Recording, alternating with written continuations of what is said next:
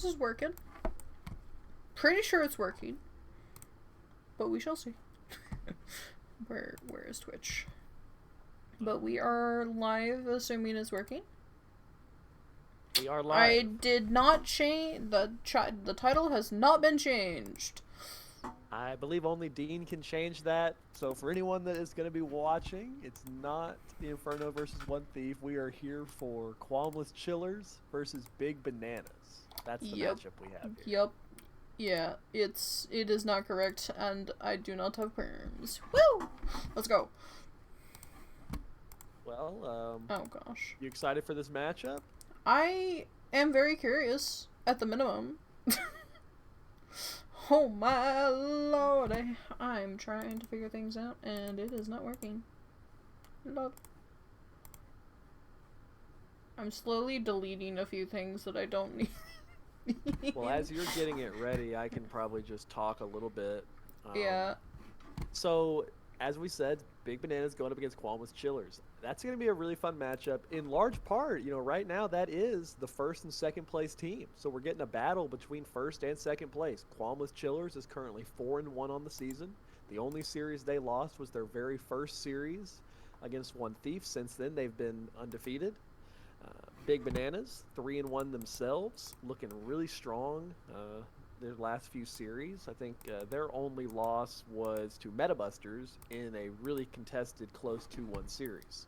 So Big Bananas has also been looking like a really strong team, and I think this is a great test to see, is Qualmless Chillers going to continue to kind of run through everybody after their first little hiccup at the beginning, or is Big Bananas actually like a real challenger here and can, take that top spot? I mean, if Big Bananas wins this series, they'll move into that first place spot. So a lot at stake here as we kind of get close to playoffs.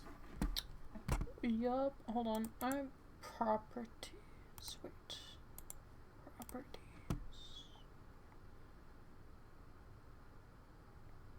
Delete. I think also one of the most interesting things about Qualmless Chillers has been, their ability to run so many different players. They have a 10-person roster, and there's been teams in the past that fill out a roster to 8, 9, 10 people, but rarely do you see everyone getting so much play time. Typically teams kind of settle on their main core, and maybe they have a sub or two, but this Qualmless Chillers team has shown they're willing to play everybody and had good success with pretty much everybody. You see right now we're kind of looking at some of the champions to watch. All of the players on QC, they're champions to watch. None of them have more than 3 games, but they're all undefeated on those champions. So a lot of success all around. Yeah. This is a fun one. I think the QC rosters have kind of shown strengths in different places. When they've been running Rat and Drakkar, that's been a lot of power, particularly in the mid jungle. I think Scott Pilgrims is probably the best top laner on that roster, or at least highest ranked top laner. Has had some really impressive performances. Excited to get to see more of Scott for sure. I think Hero has also been a really strong jungler, plays some really fun picks. You see the Pantheon there. He's very good at Lee Sin. A lot of fun stuff there. Kage has been probably the player that I think might have actually gotten the most games for QC so far, and has played some bot lane, played some mid lane. And then rounding out their roster for at least this first game is going to be Ribbons, who to me, when I think of Ribbons, I just think of Aphelios, has had some pretty great games on that champ in particular. Also plays some other AD carries. And then Lelouch, who I'm probably the least familiar with. I don't know if I've seen as many of her games, but I believe a really strong support as well. To my knowledge, favors some of the Enchanter picks, which that could be interesting because, going up against Eden, who also favors enchanters, that could be some fun back and forth right there. So, don't mind me. Big Bananas, though, they're running their standard roster. I mean, I think they've played this group of 5 for pretty much every single game. I think there was a little bit of subbing when Mason had to miss a week, but for the most part, this has been their core roster, and I think they've performed really, really well. To me, I look at their roster, and it's just really strong, exceptional solo laners in Taxi and Nishan to round out around Mason, Jar, who has consistently been one of the best junglers in the server. And then you pair that with a bot lane in Will and Eden, who have both, longtime players in the server. Oh, cat. Hello. Both have been doing really well this season. And honestly, just going to be straight up, I was power ranking Big Bananas a little bit lower than what I've actually seen from them this season, in large part because I thought that Will and Eden would be a little more exploitable. But I think they've been playing at a really good level, and it's created this Big Bananas team where you're not actually able to punish their bot lane very hard, or at least not hard enough to consistently win, and their top side is doing exactly what you expect, which is picking counter picks, playing well in lane, getting advantages, and playing around Mason. And I think this matchup right here between first and second place, I don't know how I'm going to predict it. It's probably going to come down a lot to draft, but should be really exciting. I've kind of rambled for a minute now. What are your thoughts, Draco? I've been having to try and figure out how to been trying to update the assets. I don't know if I'm about to kill it or not, but I need to, like, change some views, and it's gonna whack out. Okay, well, no worries. Probably. It's probably gonna whack out. So for game one here tonight, it was Qualmless Chillers does have side select for game one. And Qualmless Chillers elected to go for red side for game one. So game one, QC taking the red side. That indicates it's clear. You want those counter picks. I would expect to see them most likely put counter pick in Scott Pilgrim's hand or perhaps Kage's hand, get one of those solo laners a really comfortable matchup, and I think that makes a lot of sense because, as I've already said, Taxi and Nishan have been really good at using counter picks themselves. So get a favorable matchup for someone there on the QC side, and see if you can build a good team composition around that.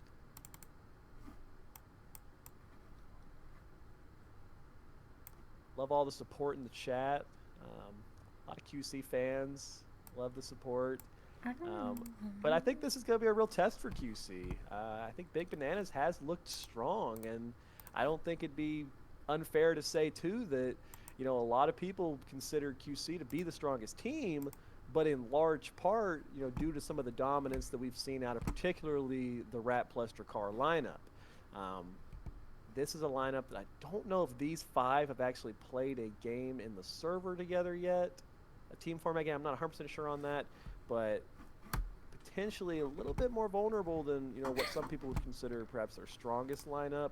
So I'll be curious to see how do they stack up against BB, and can BB find some sort of advantages that other teams have not been able to find against QC prior to this week.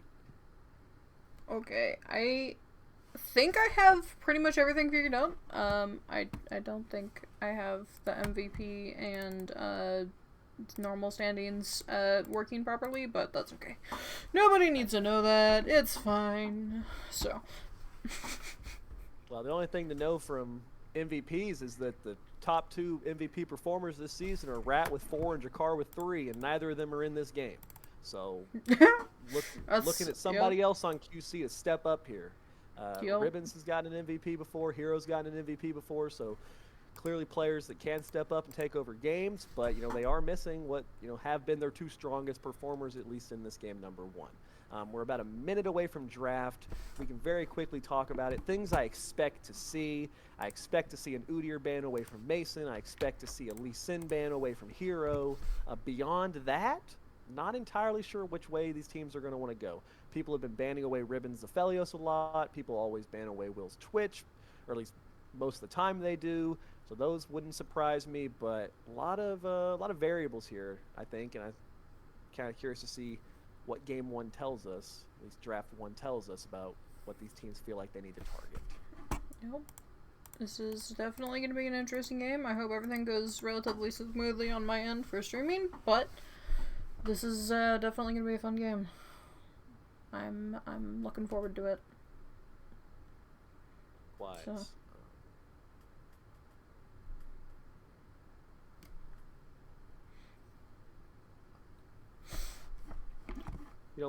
With Big Bananas having first pick, I'll be curious to see what their priority is. Wouldn't surprise me if they end up just taking a bot laner, whether that ends up being, just a comfortable AD carry for Will, or, perhaps the support for Eden.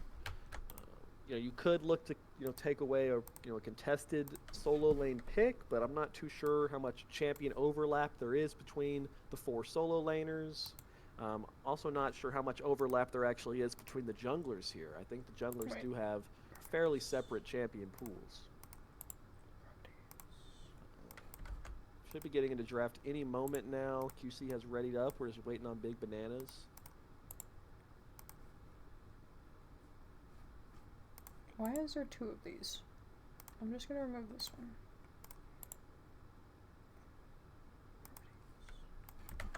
Okay. Okay. You know what? It works. Got it. I think. I think this is the right time. Right time. Yep. Yep. All right. We're good. Looks like we are waiting a few minutes. Okay, looks like they're readying up now. We should be getting into the draft. In theory. Possibly. A few minutes He behind. said they're ready, but he still hasn't pressed it, so we're just kind of waiting on that. And we're in. Alrighty. So, who are they going to ban first? I need to... I think that's pretty expected.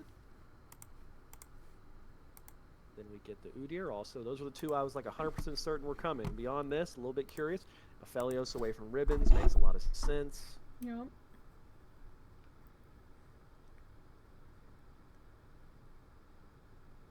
Echo. Target banning Echo. Mason, I think. Yep, I think a they lot also ban, have somebody pressure on else who Mason. plays Echo there, but I could be wrong here. Mundo ban and a Twitch ban. Twitch. Okay. Yeah, Taxi could play Echo, I'm sure, but it's been a really popular pick for Mason in the jungle this season, and they're just going to go ahead and take Ashe with that first pick.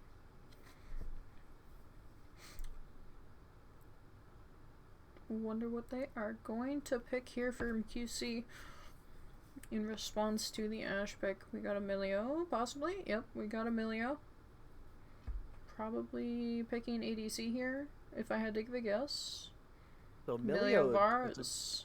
I like that. Milio, a strong champion. It's also a great denial away from Eden. I think Milio is one of Eden's best champions, so you're denying it from them as well as pairing it with the Varus here. I like that a lot. Ashe, But, Soraka, we're just going to answer. It's a good answer, though. You just take the Soraka yourselves, and another Enchanter matchup Eden will be very comfortable with. Definitely played both sides of this matchup many times.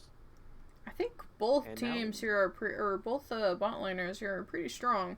Ashe, Soraka, I do think have the upper hand here when it comes to level 1 early game pick. But I think after 3 it may get a little bit more difficult for them. And a blind pick Hui for Taxi here. Interesting. They're going to respond with jungle, or are they going to pick mid lane here? It's the real question. Expect you'd probably take whatever you think's most likely to get banned here. You're obviously going to give last pick to Scott at this point.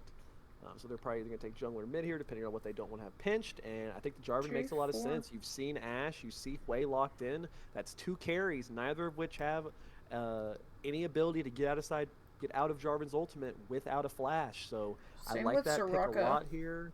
Same with Yep. Soraka. Good point. Hui, I think, is a good pick right now. He has been buffed recently. The champion is pretty strong, but I'm a little surprised that they opted to just blind pick it here. We'll see how it goes. They clearly wanted to give Mason a later pick, see if he could get a pick into hero, and we'll see what his answer is going to be into Jarvan. We got a banning out Wukong just- ban from QC and a Galio ban from Big and Bananas, and a Mordekaiser ban from QC. Who plays Mordekaiser on their team? Nishan? Nishan can definitely play a good Mordekaiser, and I like the Galio ban a lot. Kage has shown some Galio already. It's a really good pairing with Jarvan, especially, as we just said, it's not easy to get out of Jarvan's ultimate, so that's a guaranteed Galio hit, so I like that takeaway. For sure. Singe. Interesting. Okay. Interesting. Perhaps they think that, Mordekaiser would have been a good answer to Singed, and, we're going to get that out now. Who knows? We'll see what the mid lane pick here is into Hui. I think you could kind of go for a lot of things. You can kind of go for something really aggressive to dive the Hui with the Jarvan. You can also go for like a scaling pick yourself, something like a Veigar if you prefer that. Although I do think that can be a little bit hard to play with Hui's range, so I'd prefer something that kind of dives him alongside Jarvan. I think they're probably Annie. Oh, okay. Not Okay, bad. High CC. That's not a bad combo with J4. Like, assuming J4 lands an ult with multiple people, like Andy just clicks R, and Yeah, I do think everybody Annie in that pit is stunned. But Annie Yeah, is still pretty Annie's definitely a strong. little weaker in the 1v1 against Wei. Is outranged pretty heavily and can get traded down a lot in lane, but as you just said, has great follow-up onto any Jarvan engage and has a lot of burst. So I do like that.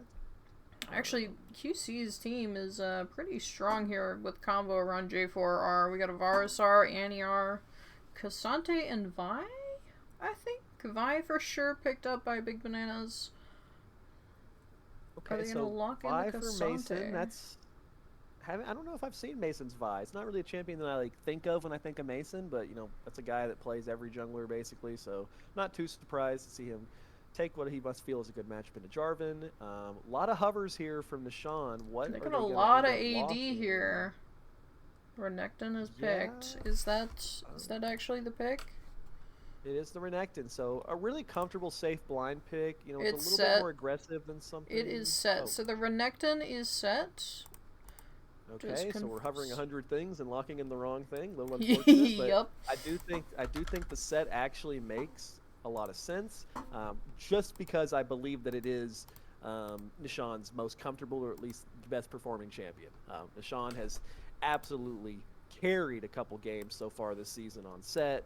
Um, Ornn is really great locked champion for in. them, and Ornn is the answer into set. A little bit surprising to me. I think set typically likes playing into these kind of tankier, um, you know, big, beefy champions because it gives him a nice ability to kind of throw that back onto someone, a lot of damage. You can also look to cancel out Ornn's ability to, follow up on the second cast of his ultimate. Um, Now there is some counterplay for Ornn. I believe he can use his Bellows Breath, the W. He's unstoppable during that, and that can actually cause Set to try to ult the Ornn and then just go flying alone, and Ornn doesn't get moved. So a little bit of mechanics there we'll have to watch out for, but I do think Ornn ultimately just rounds out their team composition really well, more so than probably being like the best possible pick into a set. But I like both drafts. Could you favor a draft right now, Draco? Or do you? Honestly, I kind of favor QC's. So their combo is very nasty, really. Like they have a lot of potential there, but we'll see if the execution is, however, Yeah. will be I do like. used. Yeah, I think they have a great, just like traditional 5-man, 5-on-5 team composition. You have a tank, you have an engaged jungler that's kind of bruisery, can set up plays in the early game. You've got a consistent, strong AD carry with a nice enchanter, and then you have a bursty, CC-oriented mid lane. Really just well-rounded team composition. I think they'll all play well together. On the other side, kind of similar. I mean, you have your set's kind of your bruiser slash tank, can kind of get in, be your front line. You've got nice backline damage with the Ashe in the way. Soraka's going to be back there trying to heal people up. And then you have Mason that's kind of filling that similar role to the Jarvan of having good early ganks, looking to be your primary initiation and to kind of set up for your team. I think there's going to be a lot of pressure on the carries of Big Bananas, though, to position really, really well this game. As you've already mentioned, Annie has such great follow-up on the Jarvan, and, so does Ornn. If you get put in the Jarvan Cataclysm and you don't have your flash available, you're probably dead.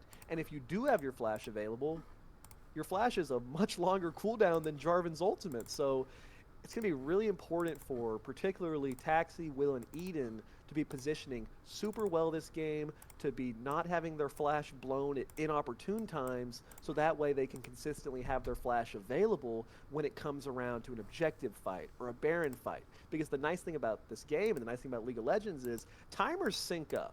If you always have your flash up for dragon fights and you have to use it there, it'll be back up the next time a dragon fight comes around. So, it's playable. The issue is going to come down, is Taxi overextending in the side lane, getting his flash blown, and then doesn't have it at a dragon fight or doesn't have it at a baron fight and can get punished. So a lot of pressure on them to really position well, have good awareness of where Jarvan is on the map.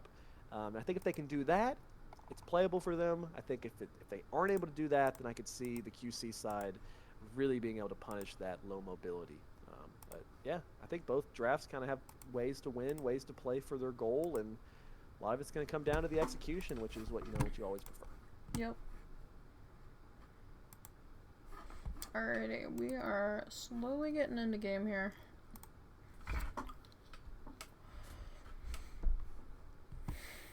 I see Snark saying he doesn't, really see BB's win con with the comp, no carry.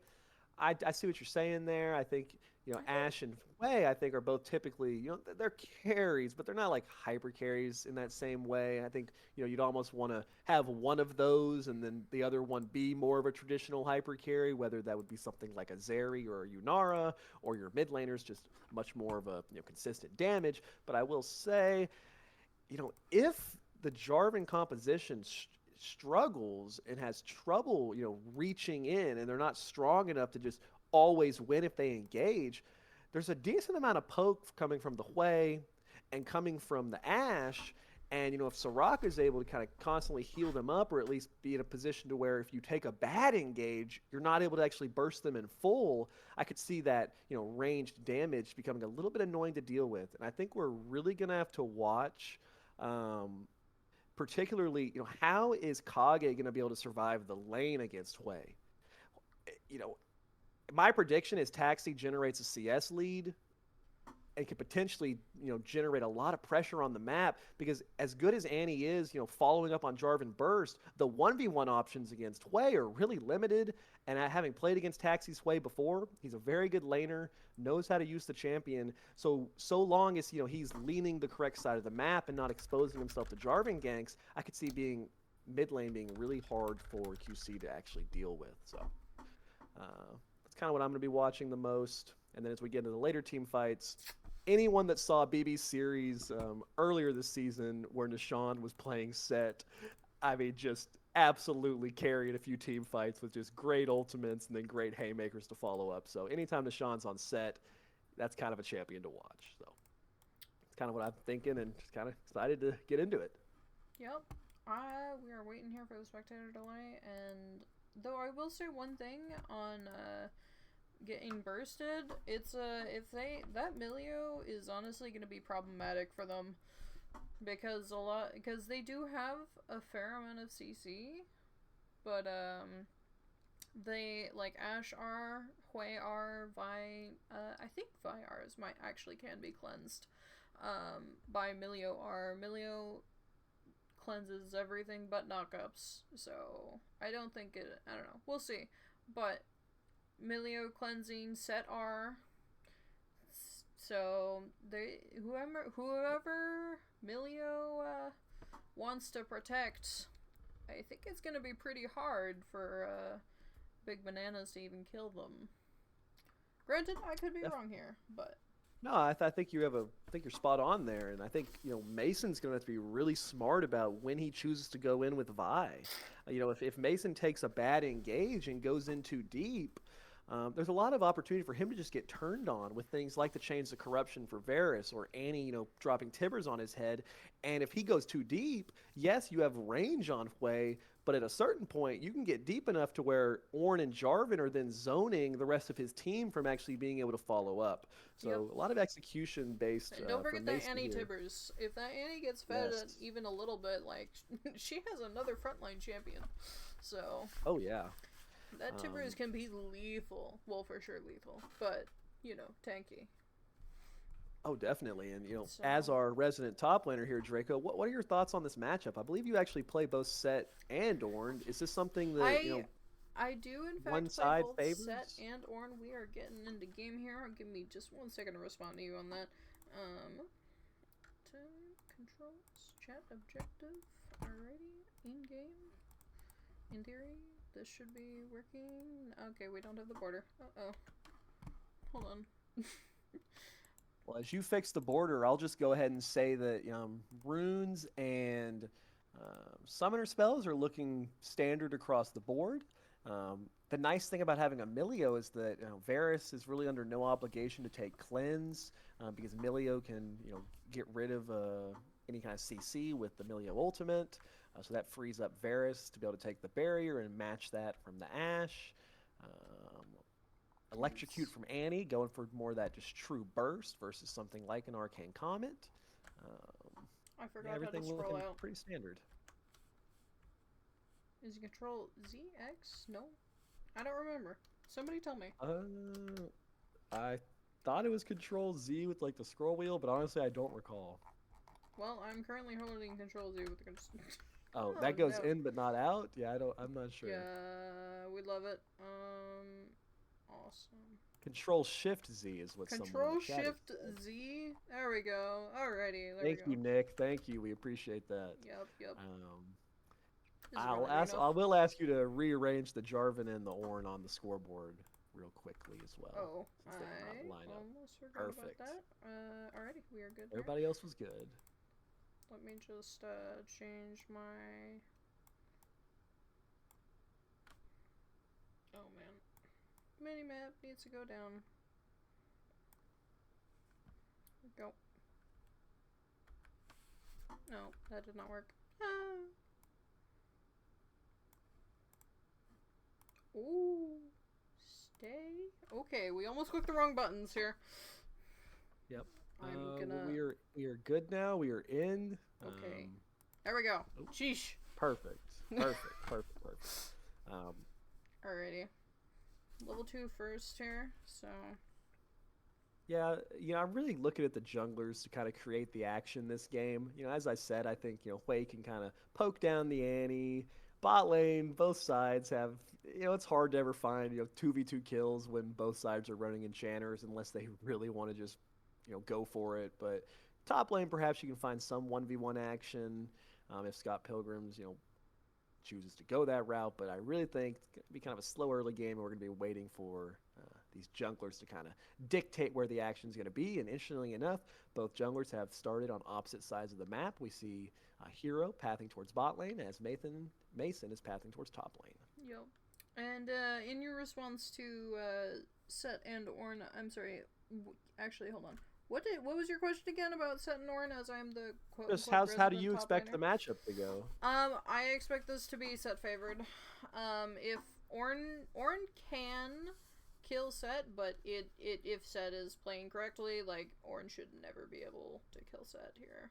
So, like even with a level advantage, it's gonna be hard for Ornn. Ornn's definitely gonna be on the back foot here.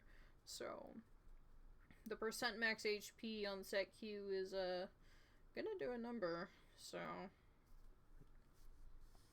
Like how Mason, path top here, it's pretty clear that Set was always going to be, kind of pushing in, so he's there to cover his top laner. I don't expect they'll be able to really look for any play onto Ornn, but in case Jarvan was going to be up there, he would have been there.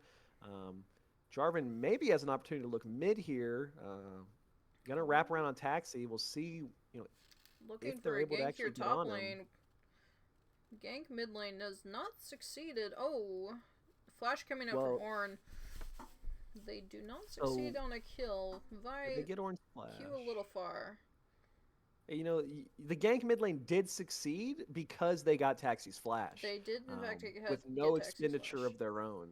So now Taxi is going to be very vulnerable until that summoner spell comes back up. Um, at right now, Annie is, suffering a pretty big health deficit, but once, the health bars are kind of reset, until that flash is back up for Taxi, he'll be very vulnerable to, Annie looking for like a flash stun that could then set up a regank by Jarvan. So I True. love that first gank by Hero, just on a really easy, good timer, gets Yep. the flash, Yep. and we'll see, can you actually punish it? Looks like we're coming in for a gank top lane. I think Darth knows this. I just Yep, butchered yep. that. My bad. No, no, you're Darth. fine. Was spotted on a ward, and the wave is pushing into Nishan Dartholomew, so can just kind of play Oh, back and catch this farm. Looks like okay. we had a quick DC, but they've already unpaused it, so no delay on our end. That's great. Um, and looking for a really early objective here is Mason. He saw that Hero was top lane on that ward, and just no hesitation is going to start the dragon. Had the mid priority of the way, and just a really good, quick answer Ornn's level by 6 here, Mason. looking for a kill. Can kill. Yup. First blood goes to Ornn. Wow. Good combo. You did not predict that. I'm sorry? I said that's not what we predicted when we discussed the matchup. So I mean, it's really well Well, played by I Scott there to find realistically that. set died there because he attempted to hold the wave. Orn had level advantage, so although set kind of couldn't do much there. So, but Frankly, definitely just a was little well bit played. disrespectful. Yeah, it's a little disrespectful by Nishan there, thinking he could get away with holding that wave, and a Yep. player of Scott Pilgrim's caliber is just going to punish you for that. Pilgrim seems to be executing.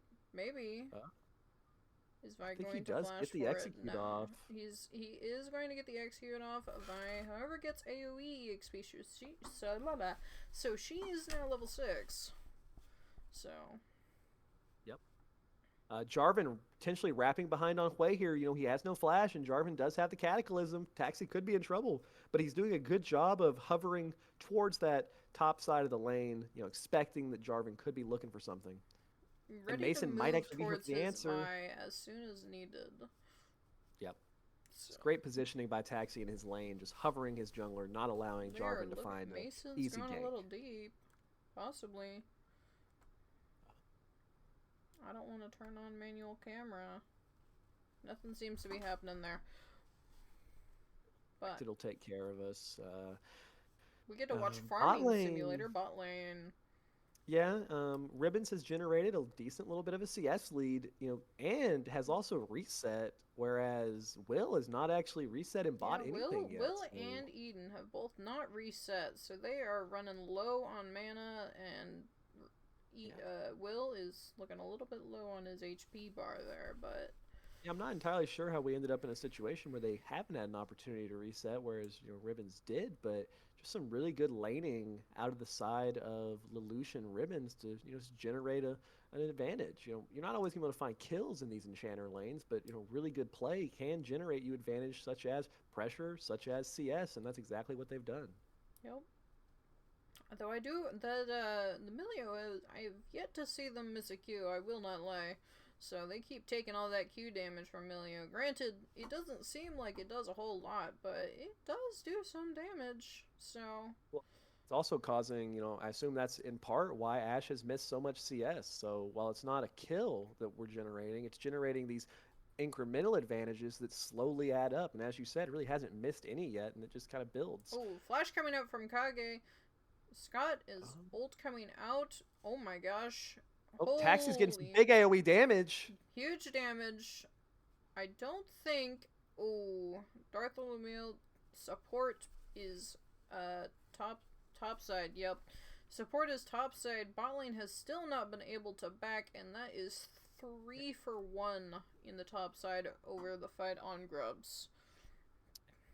That's all Lelouch right there. I mean, that's just a massive roam up by Yeah, the it was a Milio. very Expends good roam, ultimate, very good expends roam by heal. him. Um, just really great stuff out of Lelouch, and winning their own lane, and then coming up to the Grubs, and Eden did not match that, and that really made the difference right there. You saw how much AOE damage Taxi was actually able to get down with the Ult wave, but coming out. Ash is, oh, I think, dead here. Oh um, my gosh, Ash is. Oh, oh, Ash good flash coming flash. out.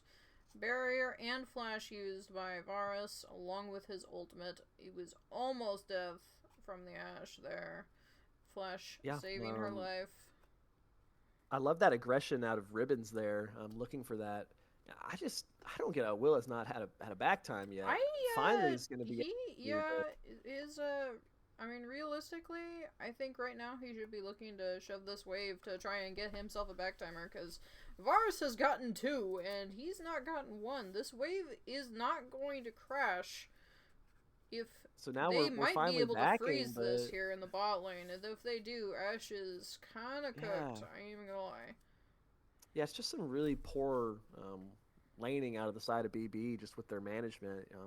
Already at a disadvantage in CS, and as you just said, finally takes that back, but at a poor timing, at which point it's going to end up being more missed farm. We got a brawl happening up here top lane. Also, I think I was completely incorrect on here.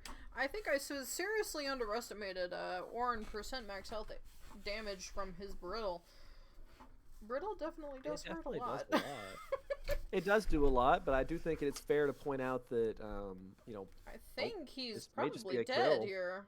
Wow, another Yeah. solo kill. Ashar coming out bot lane.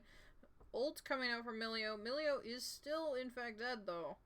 So, Yeah, I think, credit to Scott Pilgrim's playing extremely well. Has a lot of knowledge on just how to pilot the Ornn. I think you're seeing that, constantly getting good value out of the Unstoppable that comes with the Brittle, has yep. used the E to dodge out on the true damage a few times. And, once the Ornn gets ahead, it's not too Oh, flash difficult for coming him to out just for kind of body Mason. that.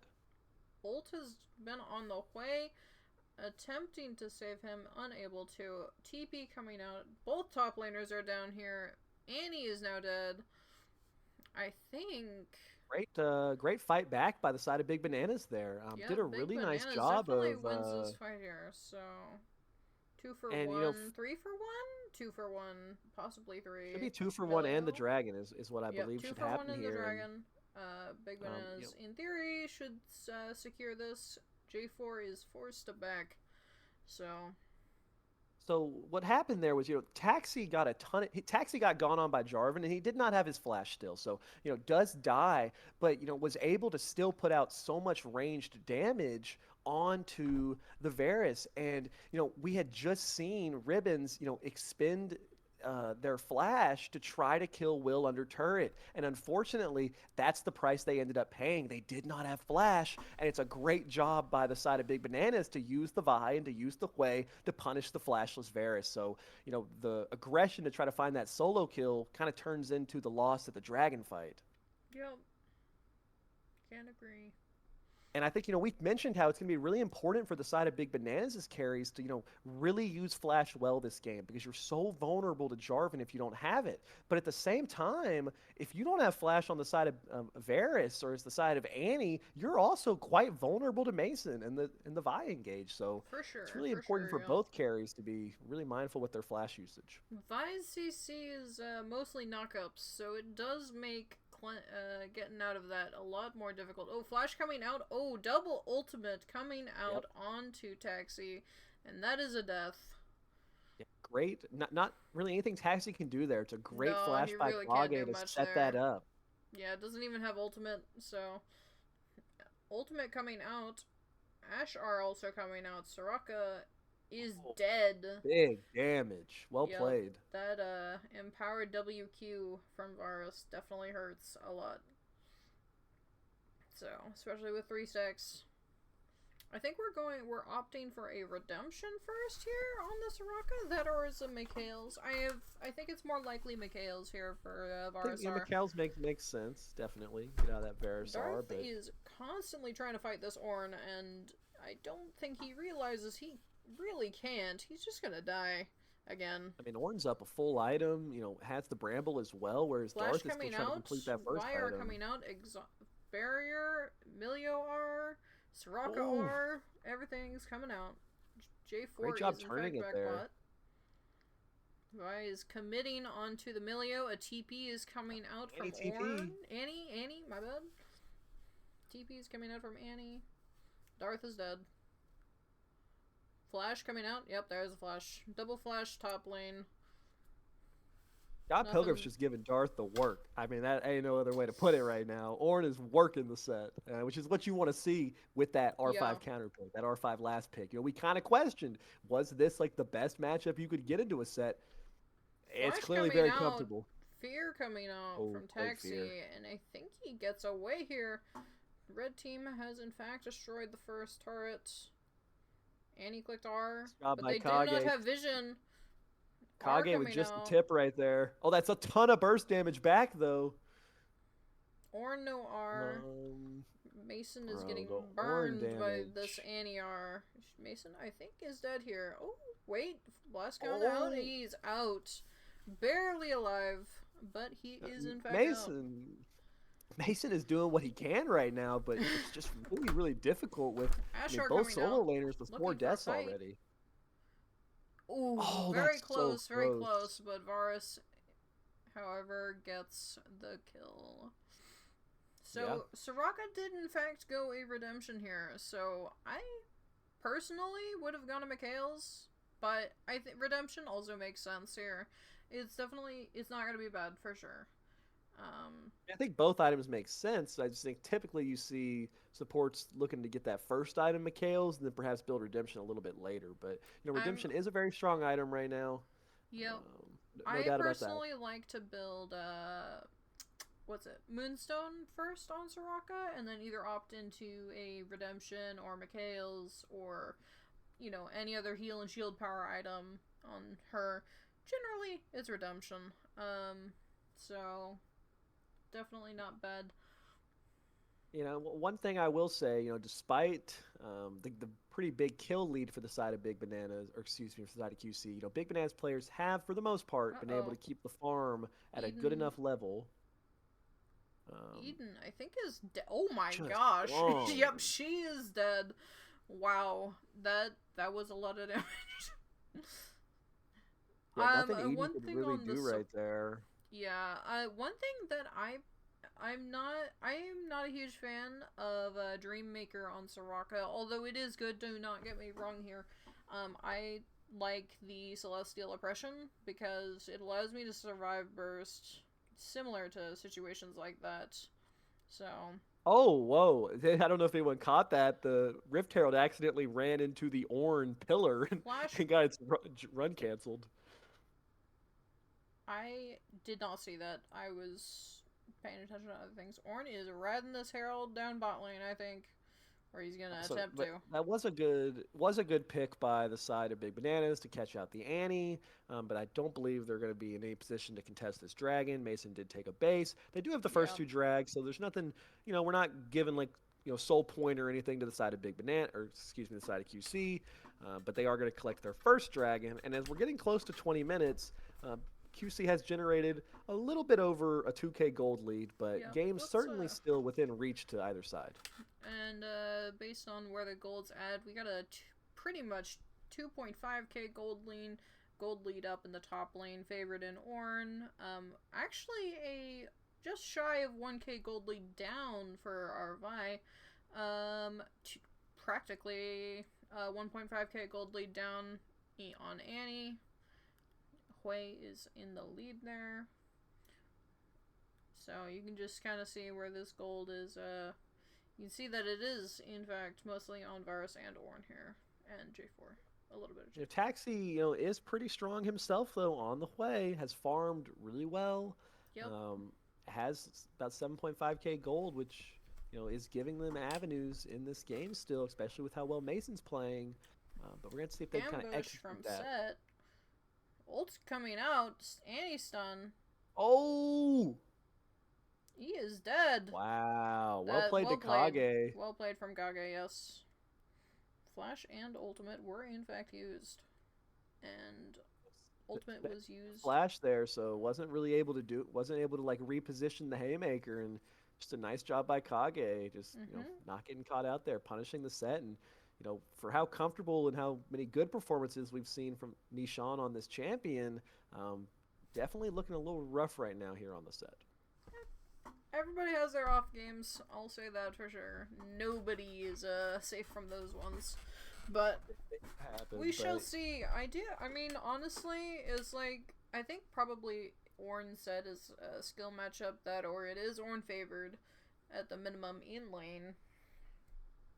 So, Set's biggest difficulty is if he ever wants to ult the Ornn back into the enemy team, he's got to make sure Ornn's already used his W, so that way, he doesn't throw in nothing. So. Yeah, that is one thing about a champion like Set. Even when oh wow, Eden's flash gets here. blown right there. I think she got a little bit scared there. So just didn't want to get caught. Yeah, but unfortunately for Eden, he will now be really vulnerable to the next play.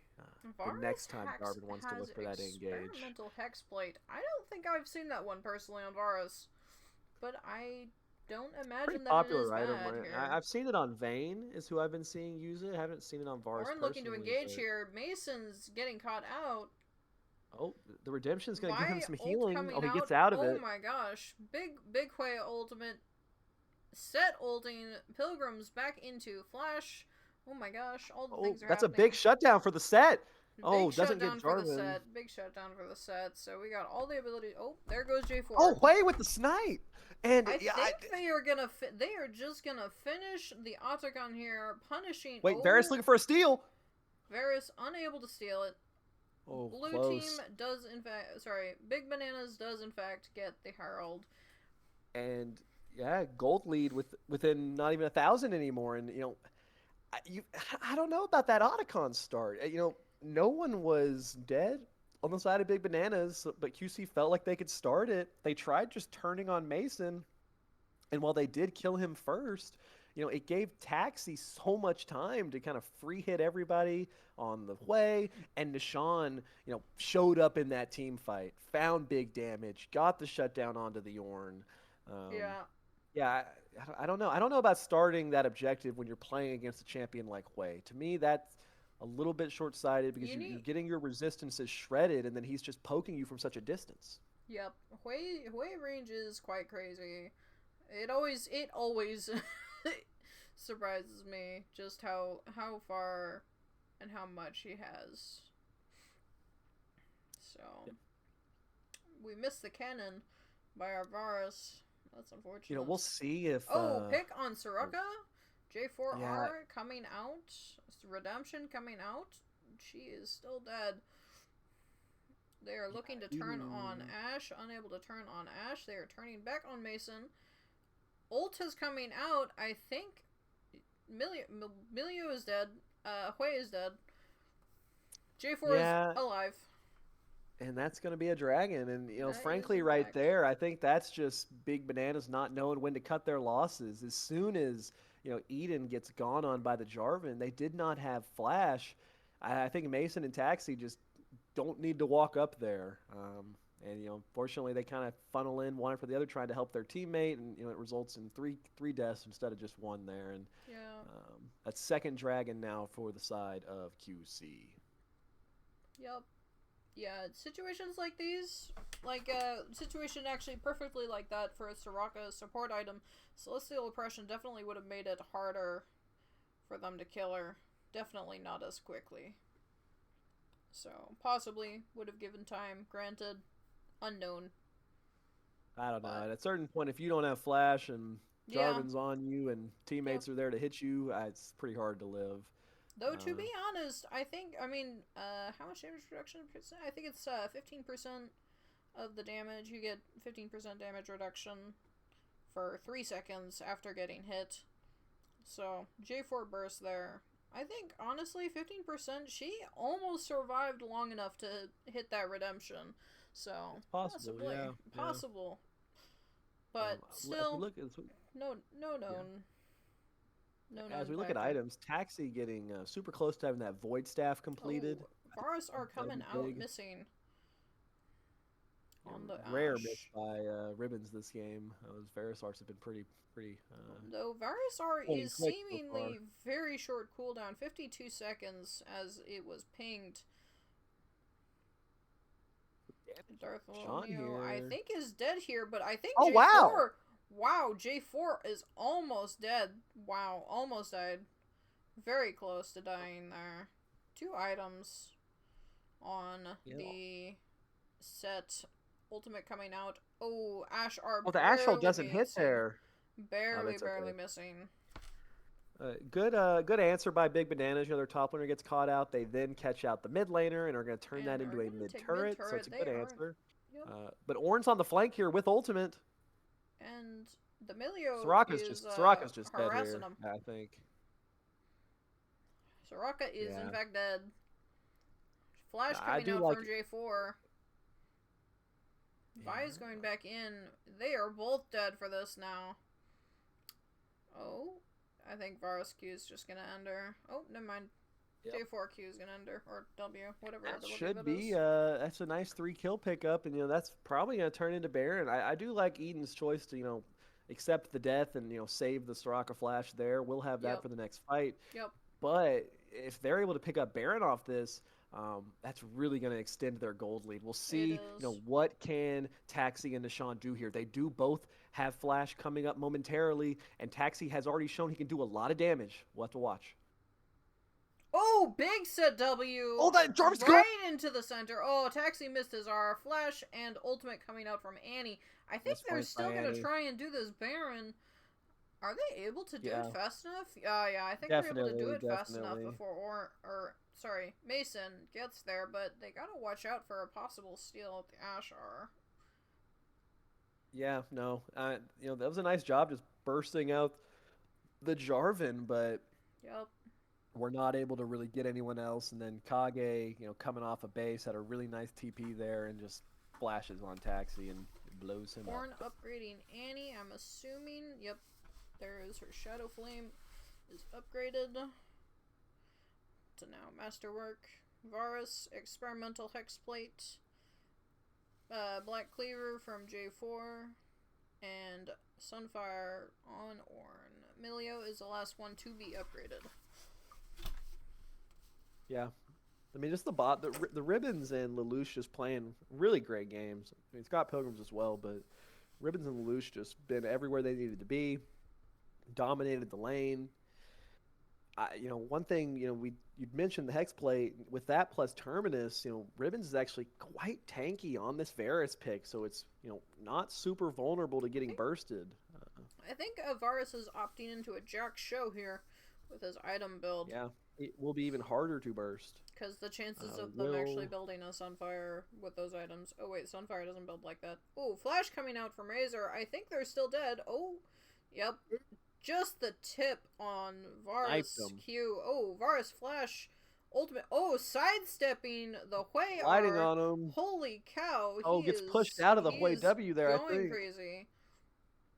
And Mason you're seeing is that trying tankiness. and unable to kill Varus. That was some movement. That was gliding. That was very well played by Varus. Not getting caught. They are chasing the set. Oh, Milio! Oh! Milio is in fact dead. Uh-oh. Alrighty. The set is down, but he takes one with him. So... But that is going to be third Drake... Cloud Drake for Quantum. Qualm. I don't know. Qualmless, yeah. Third Drake for Qualmless. Quantum Chillers, I do like the sound of that, but no, the Qualmless Chillers pick up their third Drake here. Looking really comfortable in this game. A lot of control here. Yep. It's a little bit more back and forth earlier. I think they had the kind of hiccup at Otacon, but from this position, I expect them to be able to close this game out pretty cleanly. Position, yeah. Very, very hard to lose. And I'm not gonna lie, until today, I always thought it was quantumless chillers. But this makes a lot more sense. The Qualmless chillers. My bad. So I just kept reading quantum. Yeah, Varus did complete that Jack, though. Yeah, Varus is real tanky. 4 items. Has not finished upgrading his boots, actually. Milio also hasn't finished upgrading their boots. Yeah, lots of times, completing those legendary items is more value than the boots upgrade. Enemy team coming back up. Ornn's ultimate coming out. Yeah. And you're seeing some damage, but just not enough damage. R was used, Ash R, Soraka R, Hui R, Ornn R were all used. So, yeah, and there was some concern in the chat at the end of the draft phase about was Big Bananas' draft going to have enough damage, and while I don't think you don't blame this game on the draft whatsoever, from a really behind position, I do think their comp does struggle. Hui and Ash both do damage, but when behind, it's really hard to get through this front line of the Ornn, to get through the Jarvan, and with Varus being able to itemize this kind of bruisery build, just not a lot of targets. Really, the only vulnerable character is Annie, but even if you send it on Annie, that's never going to result in a winning team fight. Yeah. Everything needs to be sent on that Varus, but Like I said before this game even started, whoever Milio wants to protect, I don't think is gonna die, and I think that statement is holding out true. So, because there were a few times where Milio did in fact save Varus on more than one occasion. So, Emilio's done a lot of saving, not even just oh the yeah, Varus. no, of course not just on the Varus, but definitely keep the main carries alive, allowing them to front to back, which is what Qualm wants. J4 are coming out, Ashe are coming out. Is Razor survives this. That's actually kind of surprising. I was expecting them to die, but they do in fact use their barrier and R. J4 used R and Varus used R, but Varus has Hexplate, so it is not that big of a deal. Final upgrade coming in from Ornn on the Mikhail's Blessing to Milio. Personally, I would have done the Echoes of Helia. Taxi getting caught out, Flash coming out from Annie with the R onto Taxi, and he is just dead before you can do anything. I think one big fight here, like they don't even need Baron, and I think they can end the game, but I think they're probably gonna opt into doing the Baron here. Mason trying to see if he can pick the Milio, but he will die if he tries to do that. Yeah. Yeah, it should just be a pretty straightforward Baron here. You know, they may look to try to go for a steal. They're going to try and contest. They are, in fact, trying to contest. R coming out, Flash coming out, Varus R coming out, Vi R coming out on the Ornn. That was a double unstoppable. Very out of sync. That was unfortunate. Ashe R on the Ornn. It was very unfortunate that Vi had ulted. I think Taxi is dead here. Oh, immediately Zonya's. That's completely fair. But Soraka is dead here. So is... Oh, wait. Oh. Wait. Oh, it's Taxi is alive. Taxi is alive. He is, I think, dead, though. Maybe. Taxi is out. Wow. Wait. Oh, Milio flashing. Taxi is being a little greedy. Yeah, Sundered Sky healing. Oh, that was unfortunate. Though I saw the vision, however, it was not enough. Yeah, I think Jarvan actually would have went down there if he'd gotten hit by the Hwei passive, but yeah, the EQ, he definitely would have CC'd, put him off of it. Yep, definitely would have died if they did not, or if they did get hit by the Hwei passive. Both TPs coming out just to secure this dragon. Darth, yep, that is Cloud Soul going over to Qualm. I think this is, sadly pretty much of a wrap. So they did not get the Baron there. They do pick up the Soul. You know, Big Bananas is going to get afforded like at least one more kind of final stand. You know, you saw a pretty good attempt there. It was hard because it was, you know, Taxi wasn't there at first, and then your top of jungler dead when Taxi does arrive, and at this point it's a little bit of a gold difference. It's kind of just making it difficult regardless of how you take the fight. But, you know, they will have at least one more opportunity to kind of try to find a 5v5, see if they can, you know, find a good angle, but it is kind of hard to envision what that looks like at this point. Yeah. I think, then on the Baron fight, but the one that the fight that they didn't get the Baron, the Vi and Set ulted the same person. Vi had ulted Ornn and Set had also ulted Ornn, and because Set had ulted Ornn first, Vi is unstoppable. Yes, she was dragged to him, but her CC was completely negated. Varus are coming out on Darth. Annie are coming out. Ornn are coming out. J4, watch Hero. Big R onto Razor. Milio's ultimate has been used. Vi R Flash coming in from J4. They actually they win this one. Elf is alive. Oh, Elf is now dead. So Big Banana's bringing it back around. The throw has happened. Those are some really big bounties onto Ashe and Vi. Vi got the Varus bounty, and Ash got the J4 bounty. So, and then I think Milio also had a bounty, but that is Baron going over to Big Bananas.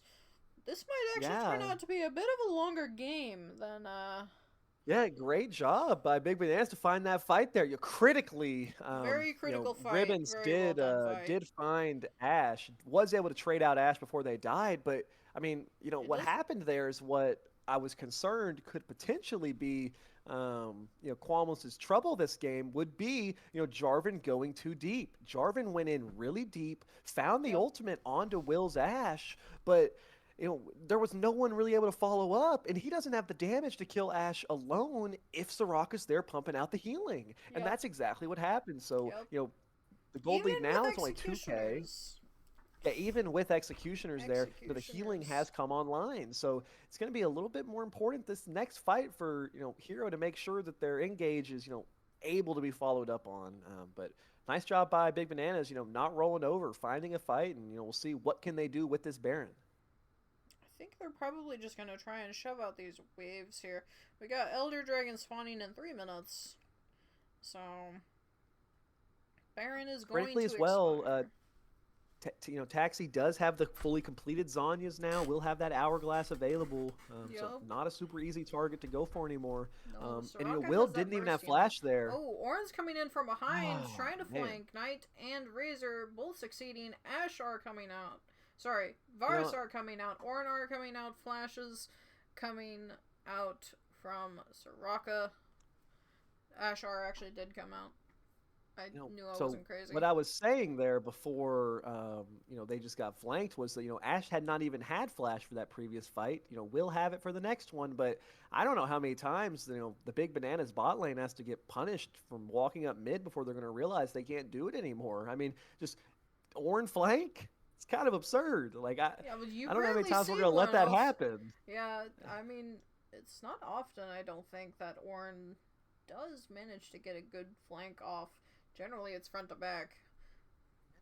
They're looking. Disrespectful, Oh, but Vi and are coming we're out on going in. Annie. I think Vi. Oh, yeah. Mason is dead. Flash coming out. J4 coming out. Ult coming out from Darth, missing the E. W is max charge, misses it onto J4, and he is now dead. But Mason is in fact alive. Taxi had to burn flash. J4 burned flash. Melio heal was also used. I So mean, that's just terrible. That's terrible by Mason. I don't understand why at all you would go in there. You're down your two members, and what that does now. He has to blow flash. Taxi blows flash. Now you don't have those for the Elder Dragon, and that's the only fight that matters. So I'm not sure why we're going in there when we could just wait on bot lane to respawn, and now they've set themselves up for a much harder fight at this Elder Dragon, and and you as know, my friend we'll has see. like to call it, we like to call those fights FF fights, also known as for fun fights. That just seems like a tilted engage. I cannot lie. To It just wait for your bot lane to respawn. I it very don't get well it that. may have been, but But we'll see. So everybody is back up. Well, okay, actually, no, Set is just now spawning. Does have teleport. Can join with the team. We are going to get a 5v5. we are in fact But I going to am get going a to be 5v5. watching. Yep. They are Taxi with trying no to bush flash. cheese. If this bush cheese Instinctive only. fails, it is game. Like, they don't need to What? take Elder. They will just end the game through mid lane. We'll see. Orin's I like coming this. in I like this first. wraparound J4. by Oh, Jarvan. J4. Oh, but maybe they can actually just burst him out. J4 is dead. Ornar coming That's out. massive. That is huge. Vi are. Oh, the flash coming out Oh, from huge, Varus. huge play by Annie. Oh, Old Soraka way over the ult coming wall. out. Elf is so tanky. Vi is Ribbons is behind. Ribbons is Oh kiting my them. gosh. Holy. But they I think they can just turn on the Big, Elder. Big Bananas, I think, secures the Elder here. Holy cow. I'm shocked that Varus is still alive. I will not lie. So It's the build. The build is that he's so build tanky is with that so build. strong. Yep. But Especially when I mean a lot of credit to Milio there as well. Lelouch is doing an amazing job putting those shields down, getting a good ultimate off, but that is ultimately going to be the Elder Dragon for the side of Big Bananas. But I mean, yep. if Ribbons did not play that team fight so well, that could have been the game. So Yeah. credit to them, staying in that. But that's twice now that Hero's just gotten caught out to start off a fight, and got to fix that because at this point, really all you need to do is just Milio play full for bot the Varus Morello. here. Yeah, Milio full bot Morello here, that's a little questionable. Personally, I would have gone into another support item, but I do understand, considering they were probably expecting to end the game, so they just want to get in as much stats as possible. Well, So, yeah, I mean, I don't hate it. You want that heal cut. it It's not doesn't the increase. best. Yeah, it's not. Well, I mean, you want the orb though. They gotta Well, have yeah, it. full bot They, Morello, they, they can though. sell their control wards and look for something else, I guess. But Yeah, you they know, just bought those I, control words, but I don't yeah. hate it. Varus is has some built-in Grievous with the E. Doesn't want to Yep. itemize it with their build this No. game. Varus, I don't think. Varus doesn't need to. He has Milio. Milio with an Oblivion Orb is probably just enough anti-heal so long as Milio is in the team fight. It is enough anti-heal for literally Yeah, every I single wouldn't have member. hated I wouldn't hate a redemption out of the Milio. We're seeing actually a lot of redemption value coming down for the side of Soraka.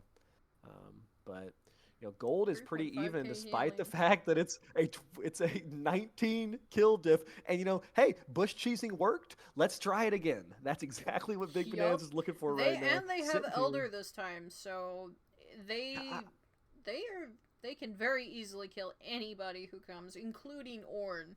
So at a certain point, I think you want to just start the Baron here and force them to either give you the Baron or fight you with Elder. I Because actually agree with that. Yeah, I think they can just start the Baron, but they don't have vision on the Baron, so they don't know. Oh wait, no, they do. well, they do Sorry, with the Jarvan flag. So if they yeah, don't Jarvan start flag. it here, They are they are going to starting the start it Baron. now. They will melt this Baron. J4 is going to try and steal it. They're going to try and 50-50 it. Blue team has succeeded in getting the Baron. 8 HP. That is so sad. Vi, I don't know. They smited each other, I think. One of them smited the other. Can you click on a Big Bananas member? I want to see how much time left we have on that Elder buff. They are going to go for a push right now while it is still there. It is about to wear off though. Gone. I mean, it's pretty much gone. And as soon as that wears gone. off, I think Qualmless can feel it's gone. Qualmless can definitely feel comfortable taking a fight now. Watch for Kage here. Has the flash up on the Annie, and there's no flash on the Ashe. Kage has not been farming, by the way. This way is literally double the CS. Oh, trying to get a pick onto Darth here. Ashar coming out. Pushes him into the team. Fire. Oh, huge the huge play by Kage. Oh, we missed the Ornar though. Taxi, I think that is game. I think that might be game here. Yeah, I mean, that's exactly what I'm calling. You got to watch Annie there. Yeah, Annie. Massive flash by Kage. I think that is Soraka dead. And, that's why Annie is such a good pick because, they don't have, they're half the farm of play. Yeah, who the heck cares? Who Flash cares? R, Flash R, that's all you need. This Annie is down. How much gold is that? That's 4k gold, and they did the most there. Yeah, no, that was great. That was also huge. That was very well played. Mason wasn't there. We're opting into a 4v5. I don't love that by the side of Big Bananas, but this should just be the end of the game. I think they can just end the game here. Yeah, I think they can. I mean, Ornn could just tank this wave indefinitely with Mason's gonna try flash coming out. Unless they get us somehow. Oh, Milio's ulting. Mikhail's coming out. They are looking to close the game. Elf is getting shredded though. Are they gonna end the game? I don't think they're able to end the game here. Whoa! Oh my gosh! Whoa! They made a mistake. They made a mistake, and they wanted to try and target the towers, but they forgot that Ashe, though 5 and 9, does a lot of damage. Oh my god! It's just Milio alive for 45 seconds. Oh Can they go Nexus to Nexus? I don't know. I actually don't know. Darth is trying to gonna try and tank. Mason's gonna tank this with her shields. They're just gonna try. They are gonna try and close this game. I don't know if they can. They are definitely for sure going to try though. I'll give them that. So I don't think they can. I mean, the Ornn's up in 20 seconds. I think that's enough time. They got 15 seconds on Varus. They have 15 seconds to end. And Milio can't, granted, do a whole lot, but they do have Elder here. Or, sorry, not Elder, Baron. Does that... It's so fast! Wow, that is Oh game. my That is god. game. Wow. Well played. Big What the Bananas hell did I just pulling out that watch? victory. That is that wow. Wow. I, Wow. I am too stunned to speak. Wow. Um, I did not see that one coming. I am not even gonna lie to you there. The gold, wow. I had checked out before, like I was not Wow. even paying attention really to that. I do not understand how that just happened. What? Um, Wow. okay. Okay. That's the first. I'm not gonna lie. That's the first time I've seen. I, I think we're both too stunned to talk about this right now. Wow, that was very, very well played. Very well played. I mean, So to be honest, I think Qualmless played a better game the entire game, and somehow they they lost. Like, I do not definitely understand how no. that just happened. I agree with you there. Qualm, I think definitely should have won this game, but chains of events leading to with the Baron honestly really Baron really kind of allowed them to get that a lot better, a lot faster. But that wow. That was I think we're supposed to be choosing an MVP. I don't know. Are we? I don't I have know. a question. Am I allowed to pick MVP for the losing team? That's kind of what I that's what I was Like, about does to the say. MVP have to be on the team that won? Yeah, that's what I was gonna say. Neither team wants to win. I, um, I don't know. I don't know. I don't just know. happened? And I will say, I'm pretty sure this is the second time Yes, it does. I fear that Big it does have Bananas to has be on even. the winning team. Uh, Big Bananas went Nexus to Nexus against Metabusters too, if I recall. Like, I guess they're just the team that. Let me check the I can't. rules. I We're don't having to know. check the rules. Because Wow. Yeah. Well then. what the hell? Um. That wow. I don't know what to do about this situation because that was something for sure. So, Okay, well, that was a as fun stunned as game. we are, That I'll was tell a you who's probably more very good stunned. first game. That was a Yeah, very, very it's a good first banger. game. It's a banger. I will not lie. That was a banger of a first game. I am really excited to see what's going to happen next game because Yeah. yeah, You know, yeah. what I will say though is, as stunned as we are, QC's got to be even a little more shell shocked after that. I So it's going to cannot be interesting to blame. see how they can bounce back from I that. Because hope they that's a can. tough way to lose. I want to see 3 games. I want to see 3 games, but Well, we I shall do see. believe Big Bananas is contractually obligated to always lose game two, is what Taxi said in their interview the other day. So we will see. I wouldn't be surprised if we go to a game three, but I don't know. As we That get ready for this next one, though, so QC again has side selection because they just lost and they've opted to stay on the red side. I can agree with that one. Red side is just better, literally, just better. So Well, I don't think there's any like super contested first pick here. Like if all you're getting with first pick is Ash, okay, I do Asher, believe we have to. Yeah, it's not in the rules. It's not in the rules that we need to pick a MVP from winning side. I I don't know. What are we supposed to do? I mean, okay, I'll just say this. I think okay, like Who would you give MVP to on the if Big Banana side? so on Big Bananas, if I had to like for Big Bananas, I would honestly say Mason. If we are allowed to give you do have to give MVP to winning team. Okay, well, We'll give it to the winning team just because that's seeming to be the that I tradition. honestly would say like I don't even know. Taxi, it's either Taxi or Mason for me. So Yeah, I think it's one of those two. so can the Soraka have it? Hey, if I can have the nobody next stands if out I to can have me. the next Ugh. MVP, I don't mind giving it to you, but anyways, so yeah, I don't know. Mason threw a lot of fights. I won't lie.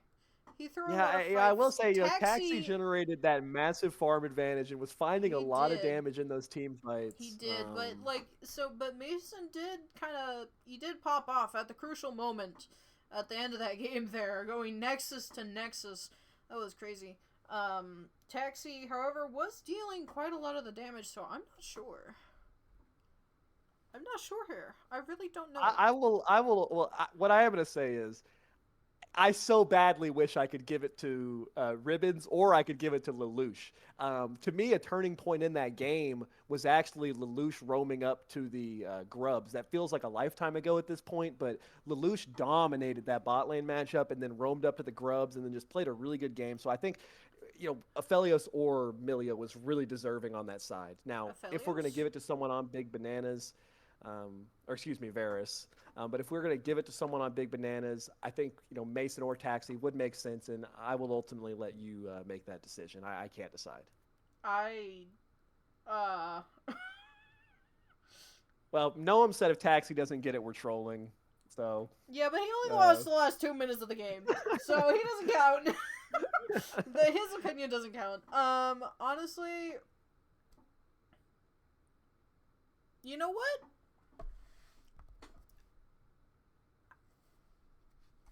Do I do it? It's up to you. I'm good with whatever you say. We're confirming with the admins. Please confirm with the admins first before I make my choice, because I'm going to pick something and you guys are probably not gonna like it. So Here, we'll just you can keep MVPs from both sides while we talk. Yeah, just the admins are discussing it. I don't know. Just name who you would give it to if we are obligated to give it to Big Bananas. If we are obligated to give it to Big Bananas, honestly, I'm gonna throw it at Eden. And I'm not saying this because she's asking for it, but there were a lot of fights that Soraka did kind of go blindsided in keeping everybody alive. And Mason threw the game quite a lot. I will riot if it doesn't go to one of my teammates. Alright, at the expense of not upsetting everyone, I do believe we should just give it to Big Bananas. They did win the game. I'm good with the Soraka. Let's go with that. The other team did, in fact, lose the game. Yes! Yes, they did. However, they were stomping on you for 90% of the game.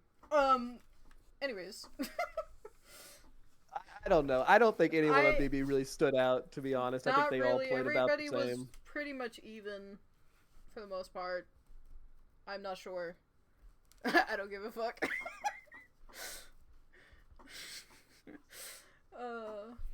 I mean, honestly, I'd just say, yeah. When it started turning for them was in part the Soraka being able to keep everybody alive. People alive is kind of when it felt like those team fights became winnable. Honestly, in a few of those Taxi, we didn't deserve to win for him. Yeah, but let's give it to Eden. Taxi would have died quite a few times in some of those fights if it wasn't for Soraka healing them. You guys shouldn't even be in chat, lol. We're talking about the rules. What?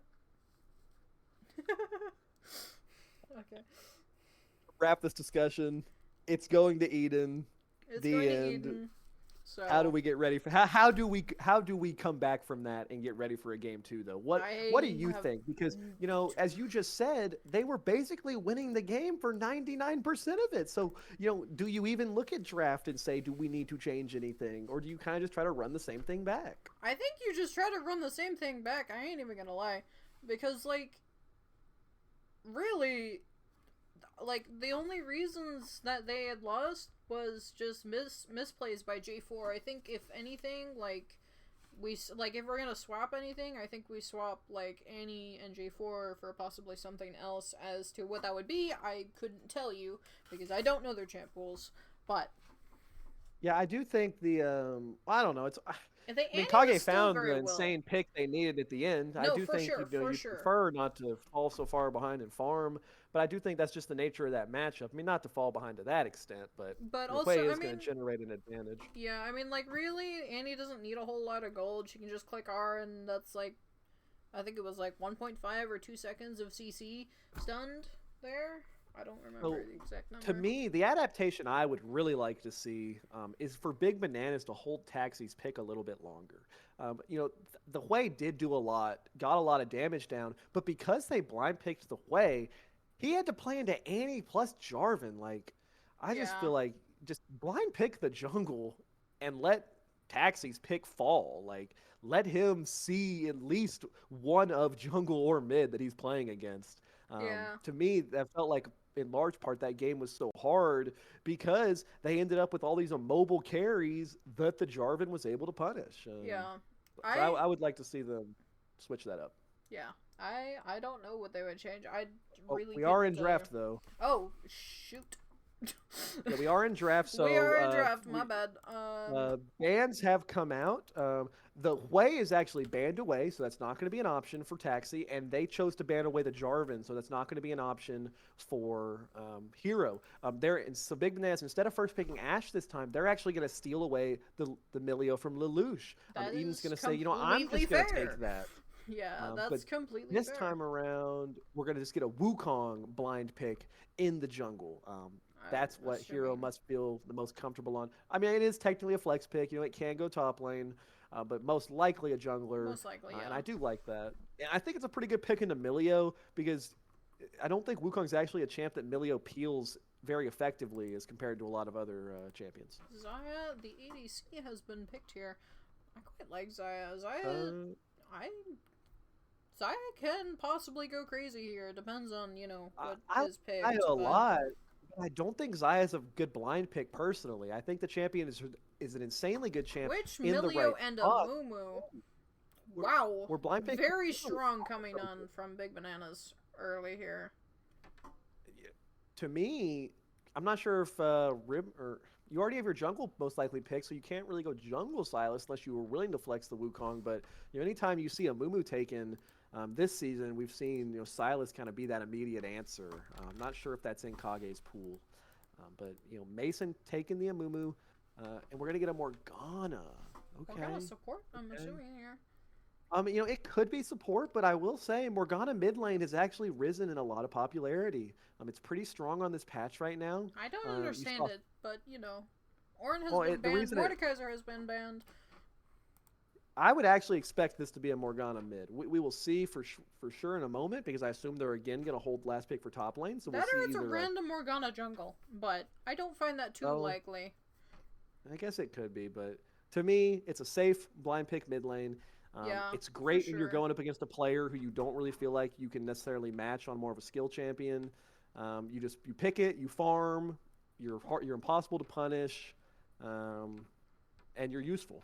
It's a good champ, Yeah. especially right now. Though I will say her mana issues. She does have some pretty big mana issues early game if she's trying to get shove. So, because her W does in fact cost, I believe it's 90 mana base. That or it's 80 mana base. No, it's 70 mana base, and it goes up to 110. No, 120. So don't mind me See, just correcting myself. Ornn and Gangplank get banned out. Yep. We'll see what Draco's going to opt for the blind pick. May look to go for the set again. Galio. So it It is is in going to be a fact. Morgana support. So Yep. well, That or it's most random likely. I mean, Morgana jungle. technically, Probably. Galio can go support, but most likely going to be Morgana support, Galio mid. But I will say, Jace is a really good answer into Galio mid lane. Galio much prefers playing into these AP champions as preferred to AD. Taxi has a very good Jace. And can definitely bully that matchup if that's what we're looking at. I do like the Galio as a pairing with the Wukong, but I think Hold on. Galio blind pick is always kind of dangerous. This is not a Mumu top, right? Hell no, it's Volibear top. Okay, that's what I thought, but I just had to make sure here. Okay, yeah. So it is top. Is Volibear. Gwen has been Go for locked the in. Gwen instead. That is wow. Big Banana's team comp is nasty. I will not lie. So the Amumu R with the Gwen R and Twitch R is going to be very scary. What is happening here? Are they Love locking the in I love the Heimerdinger? hover, but I can't imagine that we're picking that. Who plays Heimerdinger? Well, I mean, it would be top if they're gonna pick it. But Okay. the Singe did get through this time. You know, that was actually banned away last game. Is allowed through, and Scott Pilgrim's going to opt for that Singed this time around. So pretty exciting for that pick to come through, I think. Yep. But overall, I really like the BB draft. I think BB Amumu's a draft great is answer into the scary. Wukong. I Yeah. think Twitch is a great answer into Zaya, and I think Jace is a great answer into Galio. Like, I Yep. think they got great answers across the board. Yeah. They got. I mean, they let Yeah. Twitch through, which Yeah, is they let Will's Twitch surprising, through. honestly. It's Yeah, to me, I think that is surprising me. It's Will's most comfortable champion, and I don't think you really picked a champ that's that good into it. Like you picked Zaya, who's typically much prefers to play against a dive composition, which yeah, you have the Amumu, like that's pretty useful to try to survive out against that. But as we get later into the game, Twitch popping out of stealth with his ultimate really outranges Zaya and can make it really hard for Ribbons. Yeah. This will definitely be an interesting game.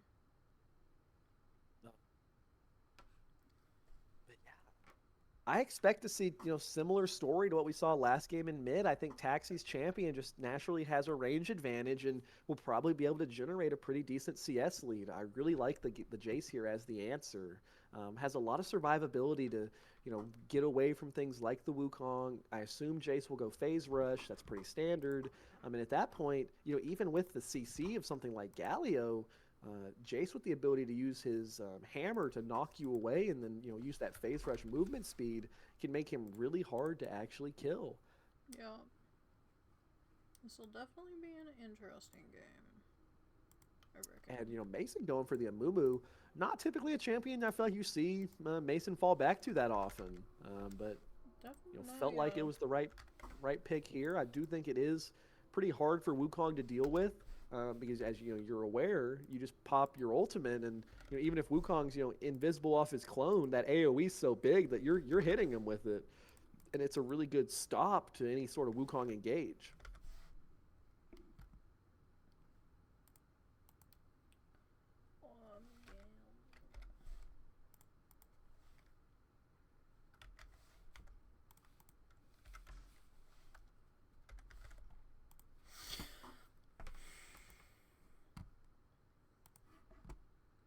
Alrighty. If this game goes really well for QC, like where's that going to come from? I think it could be the Singed, really getting strong. I think it could be, more bot lane 2v2 dominance.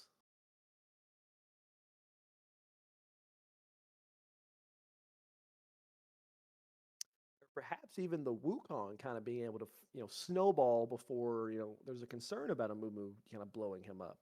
If Wukong gets ahead, that champion can always be very difficult to deal with, especially with things like Galio and Morgana to, back hero up. So we'll see how that looks.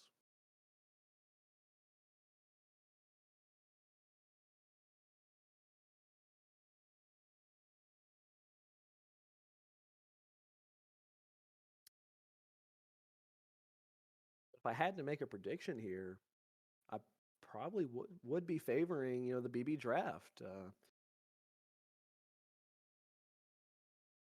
I don't know enough about the top lane matchup to, say at what point either champ should win, but I mean, Gwen just scales so hard that I feel like, at a certain point it becomes difficult for, really anybody to fight her.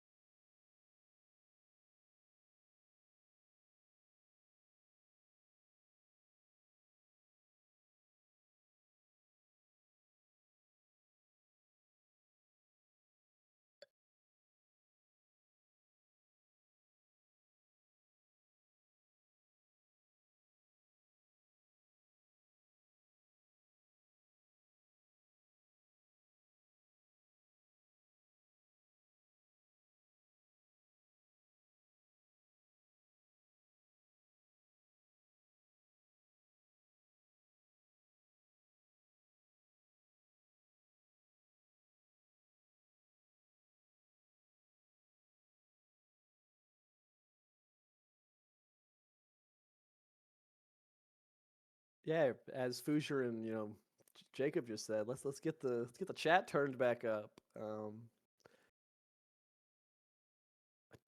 A lot of the support we were seeing a little bit quieter here. It is definitely a tough way to lose game one, but QC believers rise up. Like, yeah, you lost, but you were in control 90. I'm saying 99% of that game. I mean, man, like I still don't know how that loss happened. We've odd review that later, I guess, but lock in. You're in this. These things happen. We've seen, as I've said before, I believe in Big Bananas' series against Metabusters. They, ripped off an insane Nexus to Nexus winning game one and then fell victim to a reverse sweep. So that is their one loss. It has happened before. It can certainly happen again. We'll see what QC comes looking like. If we see similar to game two or game one, or if Big Bananas is able to ride that momentum, because at the end of the day, momentum is certainly a thing. They're obviously going to be feeling good. I'm sure they feel like they got away with one there. They know that they probably didn't deserve to win that game just based on what the performance was. But at the end of the day, win's a win. At the end of the day, when we get a week from now, all we're going to see is that win column. So you take it, you move on, and they're going to be coming back ready for a better performance game too as well. So should be fun. Oh, what I'd give to be able to have a listen into Rat's loving and tender speech. We need cams in the locker room. Gotta hear that stuff. We need the mic check.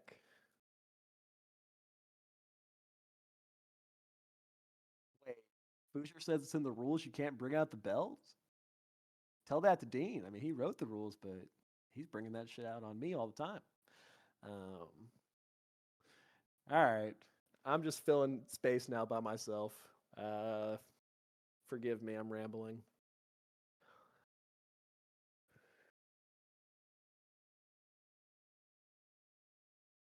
Millions of dollars, Jacob. Let me know if you need a spot next season. My captain's barely even giving me a minimum wage stipend. Not to be greedy though, we take that stipend. Uh, all right, as we actually get something to talk about now, as we load into this game, runes and summoner spells again looking pretty standard. Um, that is the phase rush on the Jace as expected. Twitch going for press the attack as opposed to something like lethal tempo, looking for that extra trading power in the early lane. Kage has opted to go for the phase rush on the Galio as opposed to something like the Aftershock. Makes them a little bit squishier, but I do think phase rush is just such a good keystone if you use it effectively. Singed with phase rush as opposed to something like the Conqueror. I know nothing about Singed other than that it's annoying and good Singed players make it work. So I'm not going to question the phase rush. I assume it's, in theory, going to allow him to kind of kite out the Gwen, perhaps kind of disengage Gwen when Gwen tries to use the needlework, or I think that's what the ultimate's called. Gwen, opted for Flash as opposed to something like the Ghost. So I think we'll actually have trouble sticking on a champion like Singed. We do have a quick pause here because they just want me to keep rambling, I suppose. Everything else about the same. Mason went for Aftershock as opposed to something like Conqueror. Just wants to be that frontline engaged for his team. I mean, I think that's fine here. Wants to be tanky, knows he has plenty of damage around him.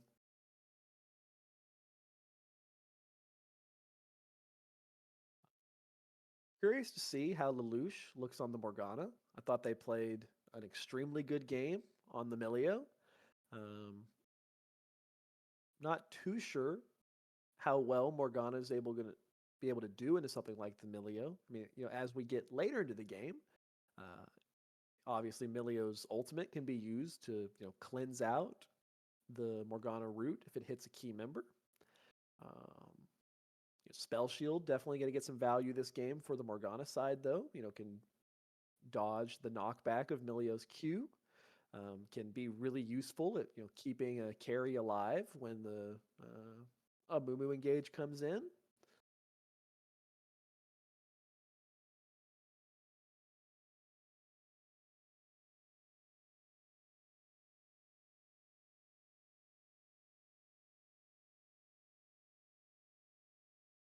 Are still just sitting here on this pause.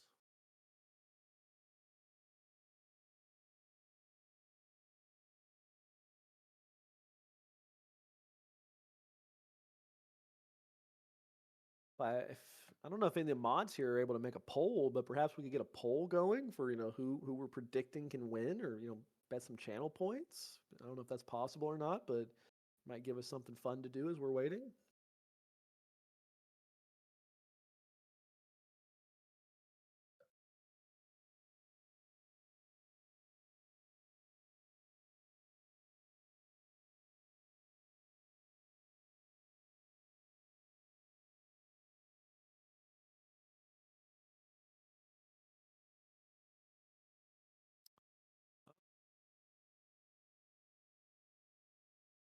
Hopefully getting started here pretty soon.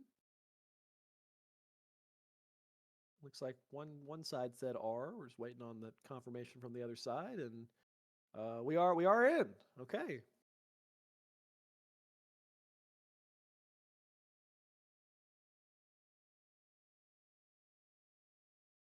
And just for anyone that was for anyone that was wondering, our great admin and leader of the server, Dean, has confirmed that MVP must go to the winning team. So we'd already settled on Eden, but just in case anyone was wondering, that's where it has to go. It's where it will remain.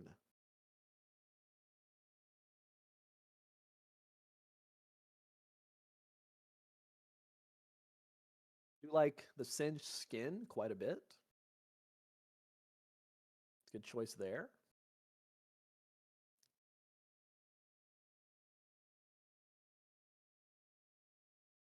I will say I do think the Morgana, if you're able to get to, the later stages of the game where you're, on your second item or even third item and you have that Zonias, perhaps Morgana, being able to, get a good ultimate off onto perhaps characters like the Milio and the Twitch or the Jace.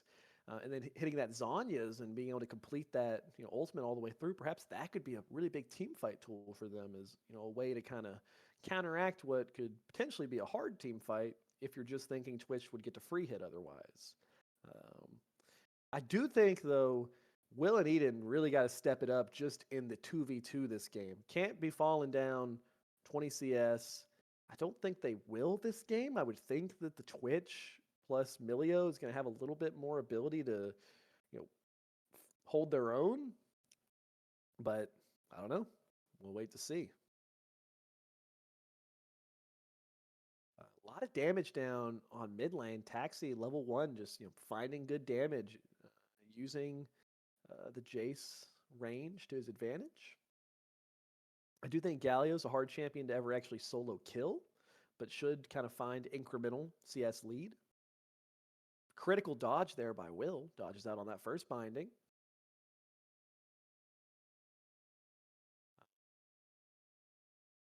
Taxi uses that early priority to get a ward onto the Raptors. They spot out the fact that Wukong's already taken his Raptors, which should indicate that he's started topside. So with that information, gives Mason a lot of knowledge to know that he's pathing towards the same or pathing away from where Wukong is, which is what we saw similar to last game. Both junglers taking opposite sides.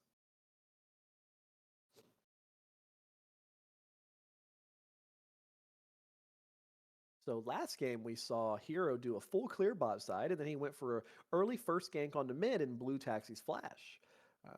While Wukong does not have, quite the early gank power of something like the Jarvan, Galio still has good gank setup in the same way that a Nanny does, if not a little better. So, perhaps they'll look for something similar. I think it'll be hard to really go bot lane here with the push in that Morgana and Zyre are accomplishing. But at the same time, Galio is actually kind of getting that push in as well. So it may just be a full clear into Crab, perhaps just a reset for the Wukong, unless the map changes within the next 30, 45 seconds.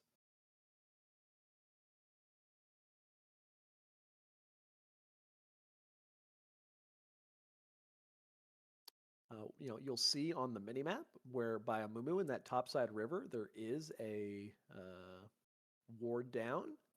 One thing that I think Scott Pilgrims has done really well this season is anytime that Scott Pilgrims gets priority in his lane, he takes that opportunity and that time to go get deep vision, which is a really nice thing for your top laner to do because, I believe they spotted out a Mumu with that ward, and it just gives everyone else a lot more comfort on knowing, oh, there's no bandage coming in my lane anytime soon. Neither jungler taken aback, both just going back to their first camp that's respawning, and just a lot of farming so far this game. Okay, I am back. Apologies about that. Welcome back. You have not missed much. A lot of farming so far. Kind of Farming waiting for to the see first. where the action's gonna pop off. Sounds good. I didn't miss much.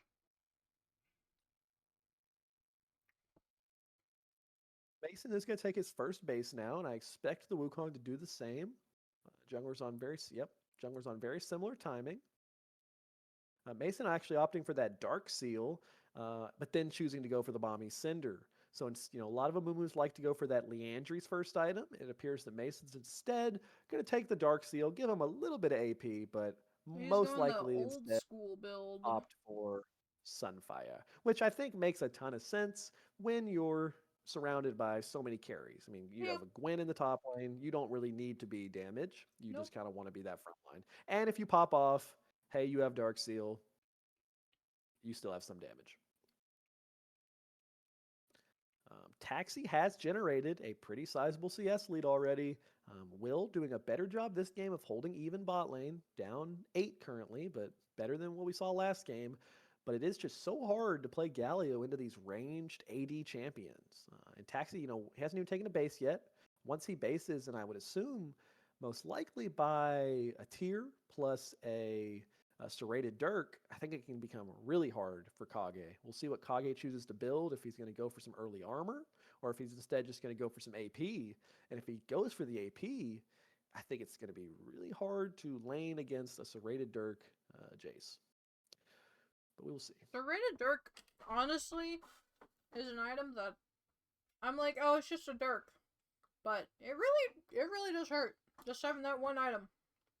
It hurts. Especially if you have no armor. If you don't buy any armor, it does a lot of damage. Really great bandage out by Mason, but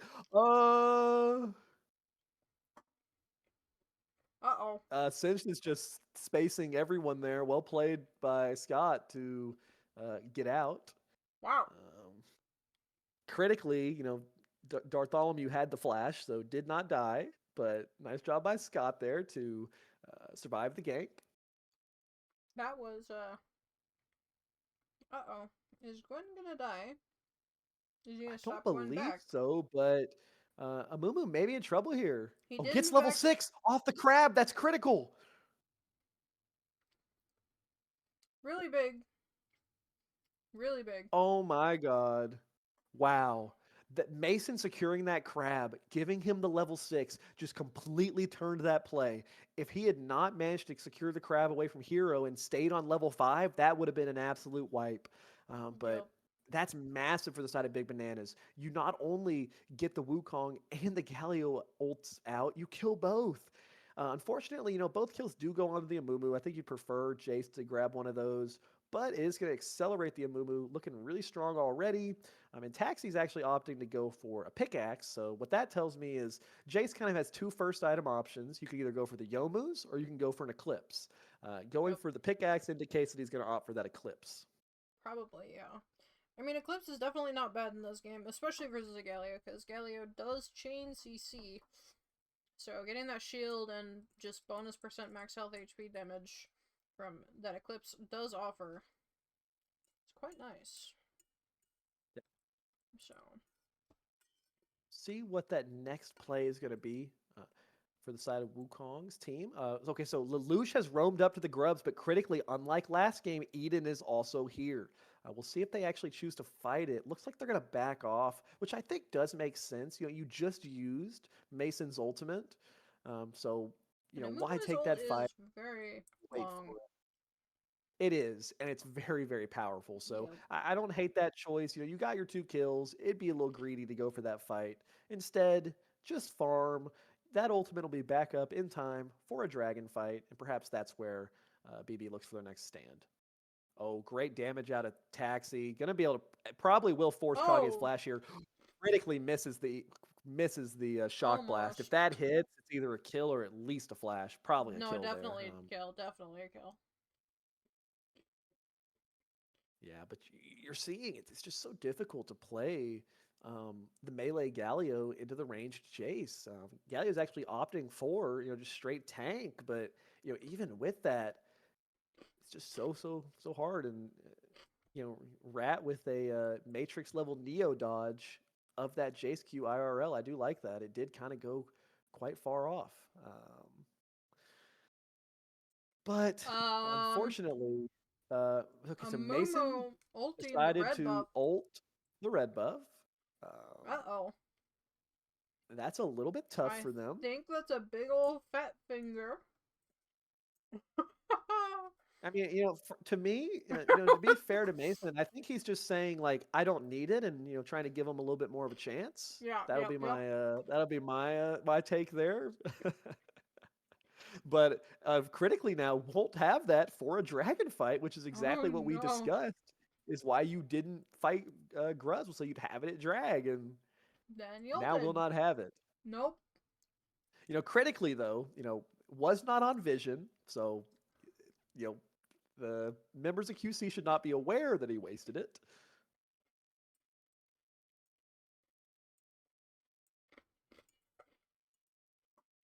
How would they know that he doesn't have ult though? He ulted the red buff. Yeah, so they are without that knowledge, so that is still very threatening to assume a Mumu has ultimate. As you would be rightfully so to assume that a Mumu has ultimate. They actually might just play for this dragon because they don't know that he does not have ultimate. Wow.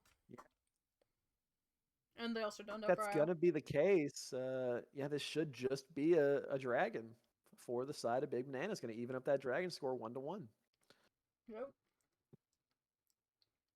Um, do want to give some credit to Ribbons. Has actually ended up generating a pretty similar CS lead to what we saw last game. I mean, Okay, just trying to trade with with better Jace. better CSing. Taking a lot of damage for it. Top lane farm really even. Bot and mid both favoring one side over the other. Although a 40 CS lead in the side of mid is a little bit more than the 20 CS lead we're seeing in bot. I need to see what his runes are here real quick. So he does in fact have Ultimate Hunter and Cheap Shot. So that makes sense. Now manual camo. So.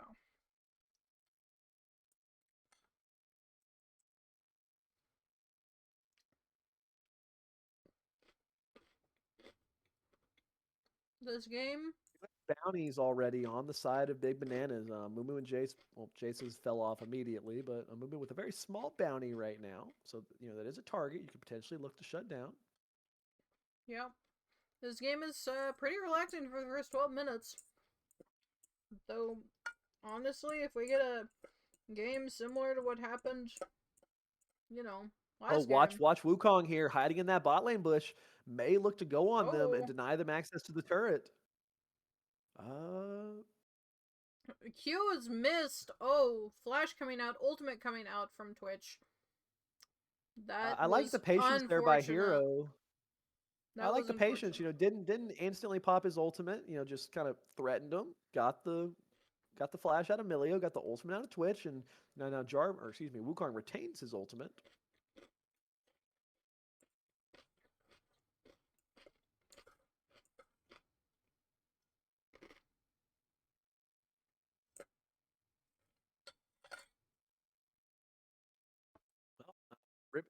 Kage does manage to find a pretty good trade there, in large part due to the help of the turret.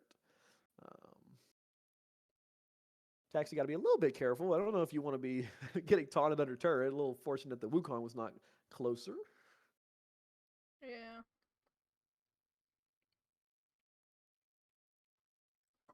Like a troll ward in the middle bush is funny. Eclipse damage. Singed is doing Singed things with the proxy. That Although, is... I don't think Gwen is a champion that hates that. No, she definitely Is doesn't. kind of just getting to freeform. Yep. Gwen definitely does prefer that. I would prefer that at the minimum on Gwen. I would. So,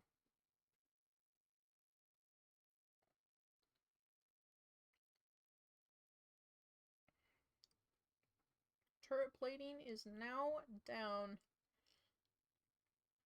Morgana is in fact opting for the locket. Going a more tankier build, less AP. She's probably not going to build much of any AP this game. Yeah, I would assume not.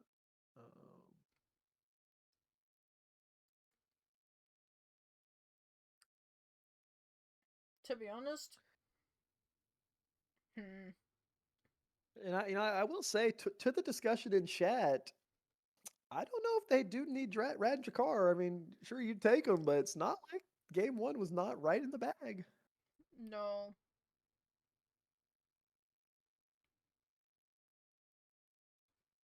We're boot camping in Korea for playoffs. Unlucky. Just all over the place.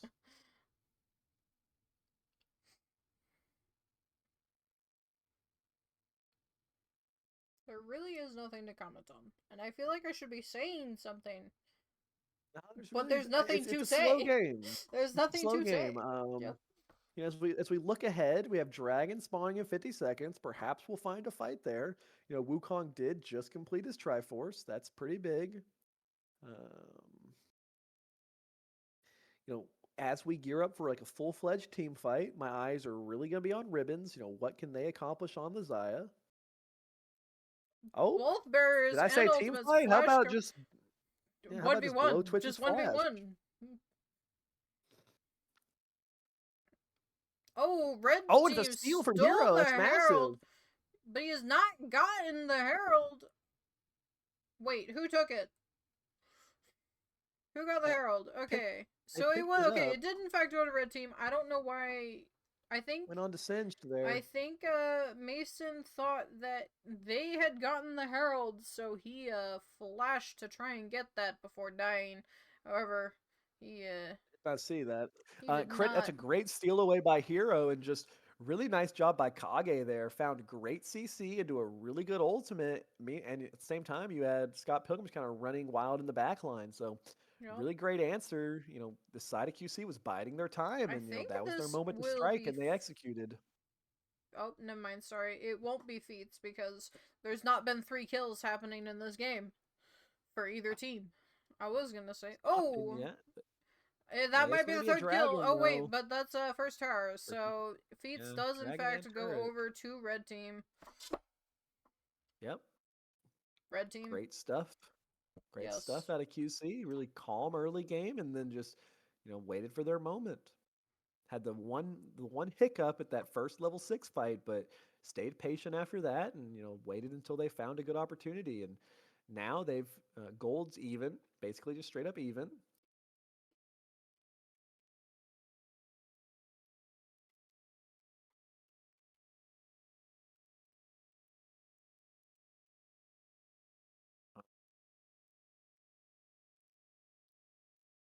See what kind of value Scott Pilgrim is able to get out of the Rift Herald.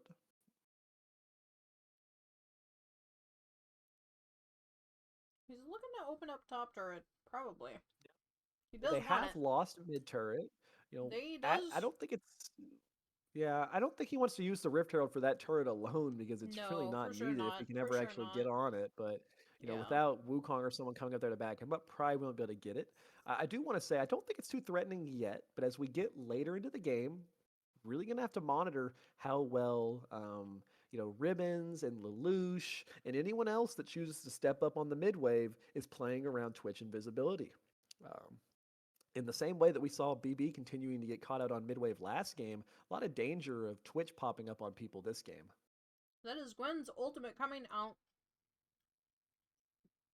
Oh, Mason missed the R. Oh. Did attempt. It was an attempt. Mason, I think, is now dead. He is dead. A little bit off track there, and I mean, just slower to the play there. I think it was kind of telegraphed that they were going to eventually go for that turret, and just another nice play by the side of QC. Kage, is he dead here? Nope. Flash coming out to survive. Dead is able to flash. That should be a turret bot lane. And, well, not quite. Doesn't have the wave. Um, you are seeing what you'd like to see out of the Jace. Doing a really nice job. Generated about a 90 CS lead almost. It is 1v1 matchup. Putting out a lot of pressure. But, Kage doing a good job of, not dying and finding CC in team fights.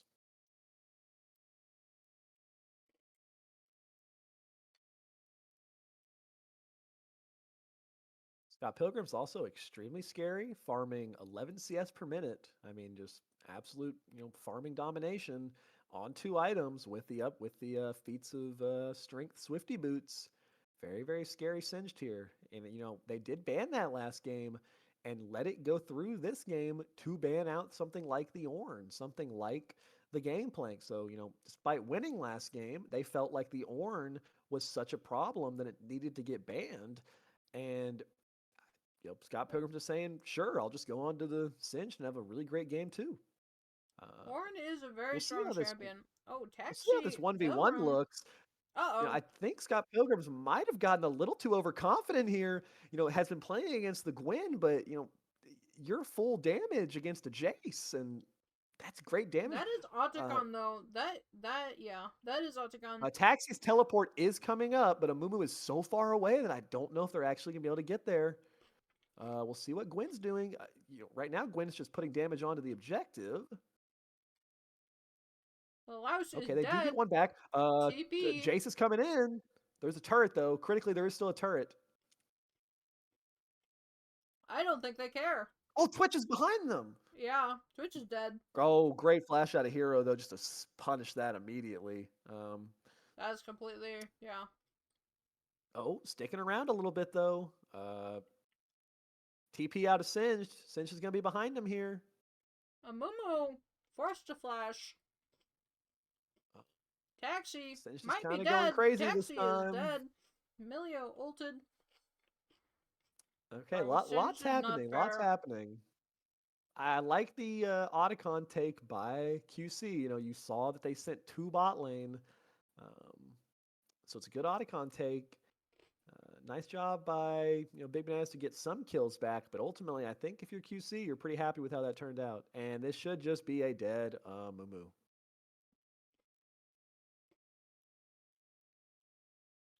He is not dead. No, he's dead. Never mind. I'm a liar. He died to burn. Oh, Twitch. Looking, but not too scary yet. That is Dragon going over to QC. Also, don't mind me. I need to see. 3rd Dragon for the side of QC. That's not one away from Soul now. At. Ribbons, despite being 0-0-0, has generated themselves a bounty. Great farming and putting out some damage in these team fights. Just has not actually been a part of a kill yet. Wow, that is a lot. Alrighty. Don't mind me. Zaya has a bounty being 0-0-0, but 230 farm. So Zaya has been playing Power Farming Simulator. Quite literally. Although she has participated in fights. Nothing has come from them. Zaya's definitely been putting out some damage, just has not actually been a part of a kill yet. Yep. We will see how this next fight looks. I still don't think Big Bananas has actually found like their preferred fight yet. They have not had like a true 5v5 where you have a Mumu finding like a multi-man engage that allows the ranged carries to follow up. We'll see how it looks when they are able to find that.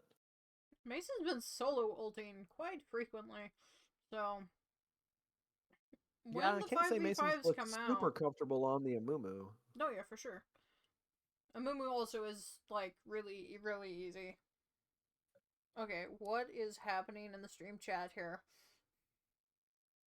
A lot of fans. The QC fans have risen back up as soon as their team started. Showing some great life again in this game. We love all the support. We do, we And do. I think if you're a QC fan, you're really happy with this game state. I Oh! mean, you've got a 4-1 Singed. Uh-oh, Hero might have bit off more than he can chew here. Although very split comms there. Mason wanted to run away. Draco did not.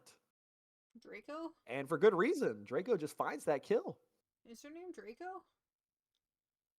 Oh, my bad. I'm talking about you. Nishan, Bartholomew.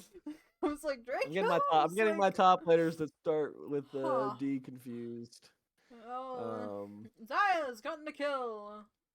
Zaya is on the And he board. is being chased, and Darth might be dead. Oh, wait a minute. Taxi. Gwen is immune. Still kind of hovering around. Singed is immune. I think this is two death. Darth is dead. So close. He is in fact dead. Milio doing a lot of work right there. He even kept Taxi alive for so long right there. Yeah, that was wow. Definitely. We have another banger, folks. We 25 minutes. do. Gold is even. 2-kill diff. We do. And Singed has opted for the Magi's Souls, the book. So really just going all out for the damage this game, which, at a certain point, I would like to see the Singed build a little bit of tank. Singed did, in fact, build a Bramble Vest. Or Bramble Vest? Chain Vest. Vest. He's probably going to be going into a Jack Show here, which I think is probably the correct move here. So, Jack Show paired with... Wow.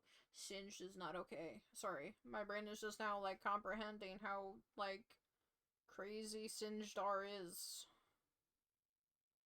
95 resists... Or, sorry, 95 stats on all of the stats that Singed gets from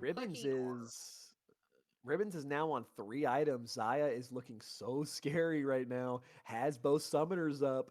We're really going to see, can they ever actually shut Ribbons down? They're finding a pick. That's a flash. Yeah, and Amumu could look to go in here, but that's not... Okay, just keeps his top laner alive.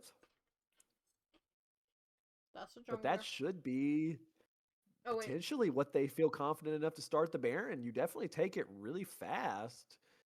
The crab being there, giving the vision to Big Bananas, makes it a little bit harder for them to start it, but...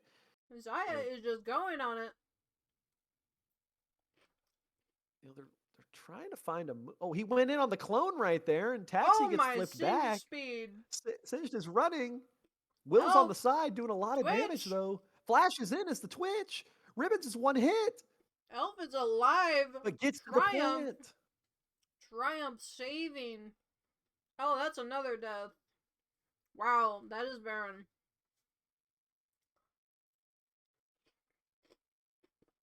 Elf, in fact, did not die to the poison. Oh, but he might die to Taxi. Taxi's looking... Oh, grounded, by the way. Grounded, by the way. I hope you didn't want to jump right there.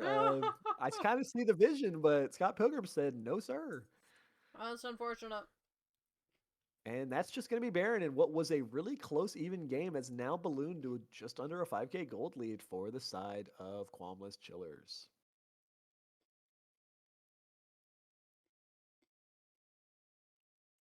You know, I've always refused to play Singed because the champion looks so dumb. But,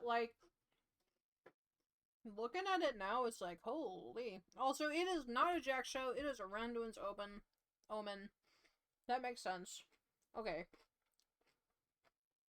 Y'all go. Okay. Y'all might be going a little crazy in the chat there. With those copy and pastes. Definitely. We're having some fun in the chat. Yeah, and Singed has gotten quite a few stacks on his book.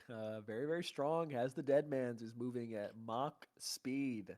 And the Amumu is really the only true crowd control you have for the Singed. And I will say, I still don't think Big Bananas has ever actually found what would be considered a really great fight for them. You kind of had the angle there with Twitch on the side getting a lot of damage down, but as you'll recall, Mason had to use his ultimate top lane to try to keep Nishan alive, so you didn't have the Amumu ult.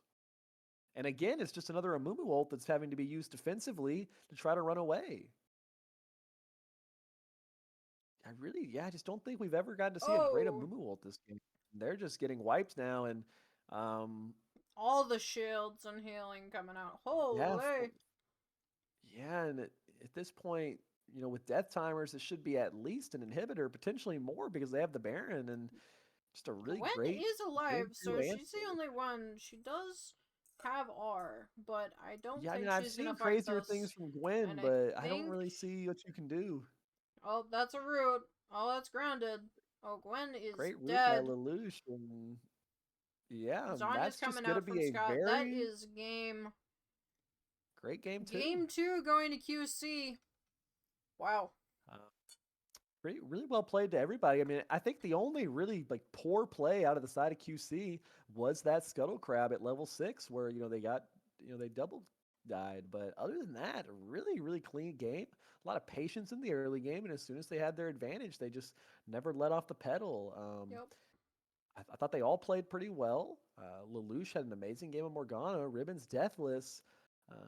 Hero found some great engages. Kage had good CC, but I do think if I got to give an MVP that game, I'm probably leaning towards the Singed. Was kind of just running wild at the end. So, yeah, honestly, yeah, I would say, yeah, probably Singe, yeah.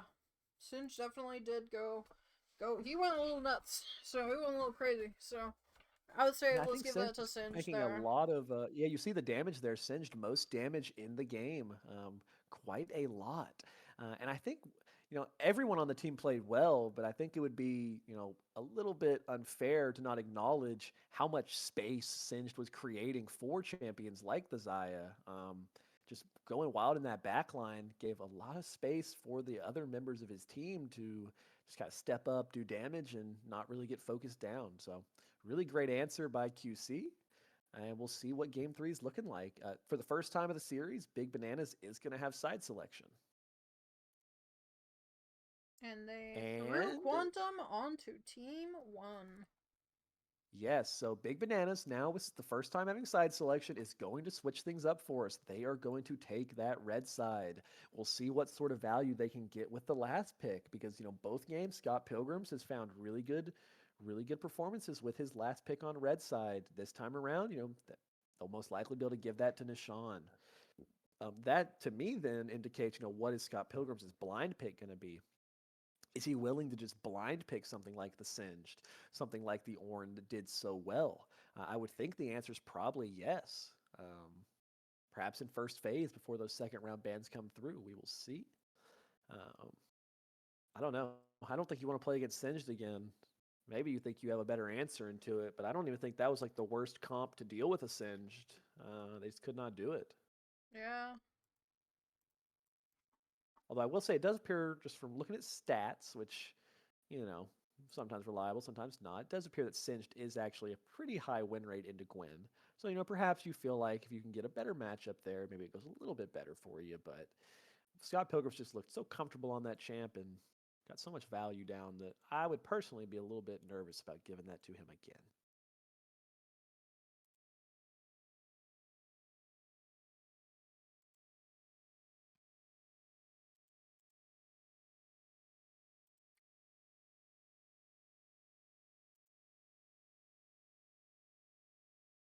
Oh.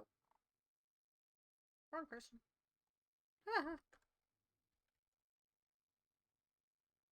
Looks like we have about, looks like we should be getting to draft pretty soon.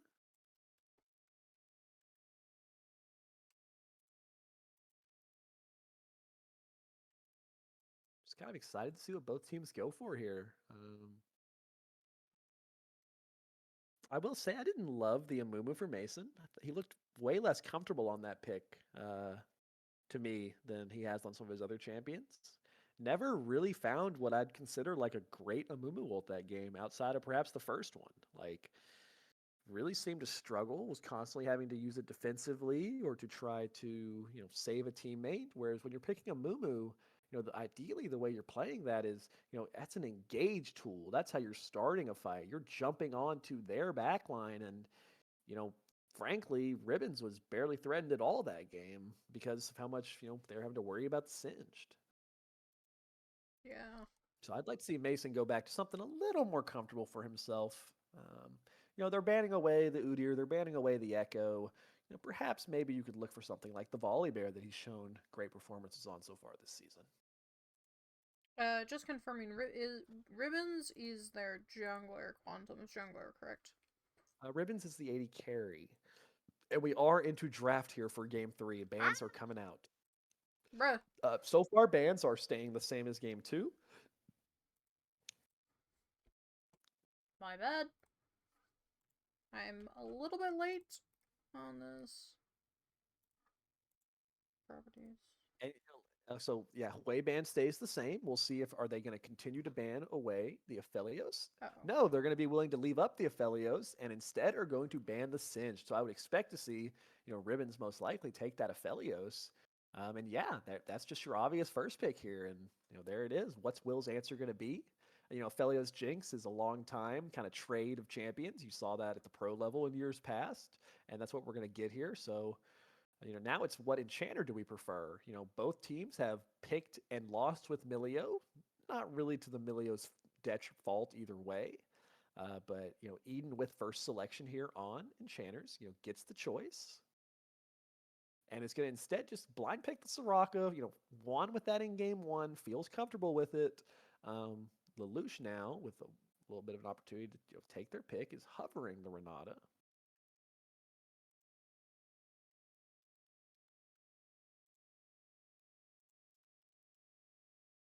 I like Renata. I think Renata is a good pairing with Aphelios. I do think picking Renata this early when you don't see mid, top, or jungle is, it's a good lane, which they are just going to go ahead and lock it in. I do think it's a little bit early to pick a champion like Renata just because she much prefers to play into lower range compositions that have a lot of dive.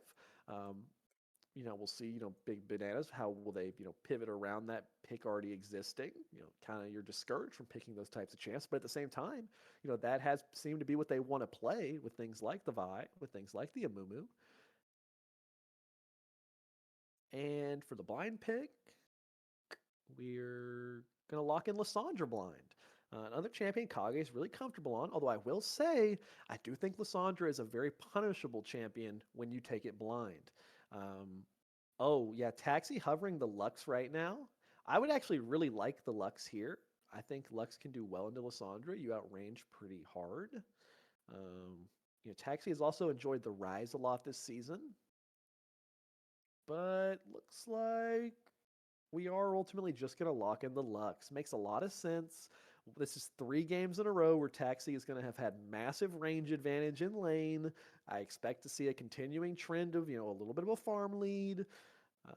Now what is Lux's weakness? It's getting dove. What is Lissandra good at doing? It's diving. So, the angle is there. It's kind of more like what we saw in game 1, where, in the individual matchup, Hui outranges Annie, Lux outranges Lissandra, but you can always threaten that dive, and now I want to see Hero pair a really aggressive jungler, something that wants to dive onto champions like the Lux. I've actually, played some games against Hero, both in signups and in scrims, and has a very good Xin Zhao. Perhaps something like that's what you could look for here. That's a champion that could definitely threaten to dive on Lux alongside of something like Lissandra. Beyond that, I was going to say something like Vi, but they're just going to ban away the Vi. And Mason hovering Nautilus right now, I really would not like the Nautilus lock-in. I think just taking something like the Wukong makes sense. It's a denial from Hero, because I actually think if you don't take Wukong here, Hero's just going to lock that in again. I don't know why he wouldn't. But instead, they are just going to blind pick Nautilus jungle. Yeah. That sounds... I don't know how I feel about that. I'm personally not a huge fan of Nautilus jungle in general, so the champion does have good potential for jungle, but it's just, I don't know, it feels too inconsistent. Like you're giving Hero the Wukong, which he just did so good on, and while at the end of the day, I do think Nautilus, like in theory, can work well into the Wukong. So could the Amumu, and you still got smacked. And Mason's a very good Wukong player in his own right. So I don't understand why you don't just take the Wukong there. I don't know. We'll see how it goes, but I think Hero definitely got a champion he's very comfortable on here, and now it's left up to Scott Pilgrims to blind. Maybe something like the Cho'Gath if he just wants like a straight up tank. Although Cho'Gath would probably be a bad idea considering he could play Set. Instead, we are going to see the blind pick Olaf. Not a champion that you typically see blind picked. I do think Olaf has counters, but it is a champion that can really run over games and, you know, it can just ignore the CC that a champion like Nautilus is trying to put out and will be a massive backline threat onto champions like Jinx, Soraka, and Lux. What is Nishan going to take here with that R5? Vladimir. Okay. I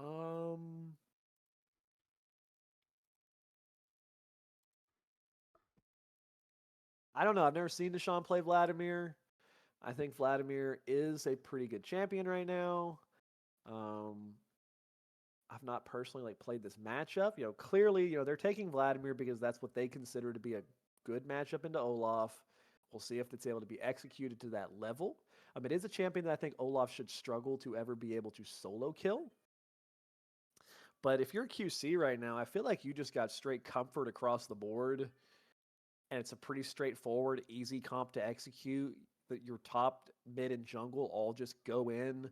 Meanwhile, Aphelios, Ribbons, who's been playing pretty immaculately in both these games, is just backline damaging. And, now Aphelios is actually on, Ribbons is on their most comfortable champion with Aphelios, so I expect performance to be as good, if not better, than what it's already been. So I think QC is really happy with what they have. To give Big Banana some hope, I do think Will is very good at Jinx. Eden's already won on the Soraka. Taxi's a great Lux player. But the Nautilus and the Vlad, I'm just a little bit questioning. I'm going to withhold full judgment till we actually see how it goes, but I think I don't know. These are I don't know. not correct. It's fine. It's not fine. Good enough.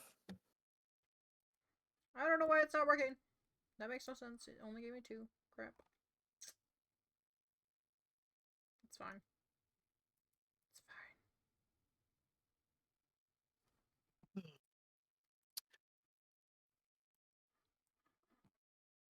I'm excited to see the Scott Pilgrim's Olaf. It's definitely a fun champion. We've had some Olaf players in the server in the past, but typically Olaf is seen as more of a counter pick than more of a blind pick. So choosing to take it blind here, curious to see how much work they're going to be able to actually get done. I do think it is a pretty crazy backline threat, though, and it's going to be on the carries of Big Bananas to be positioning well. Indeed.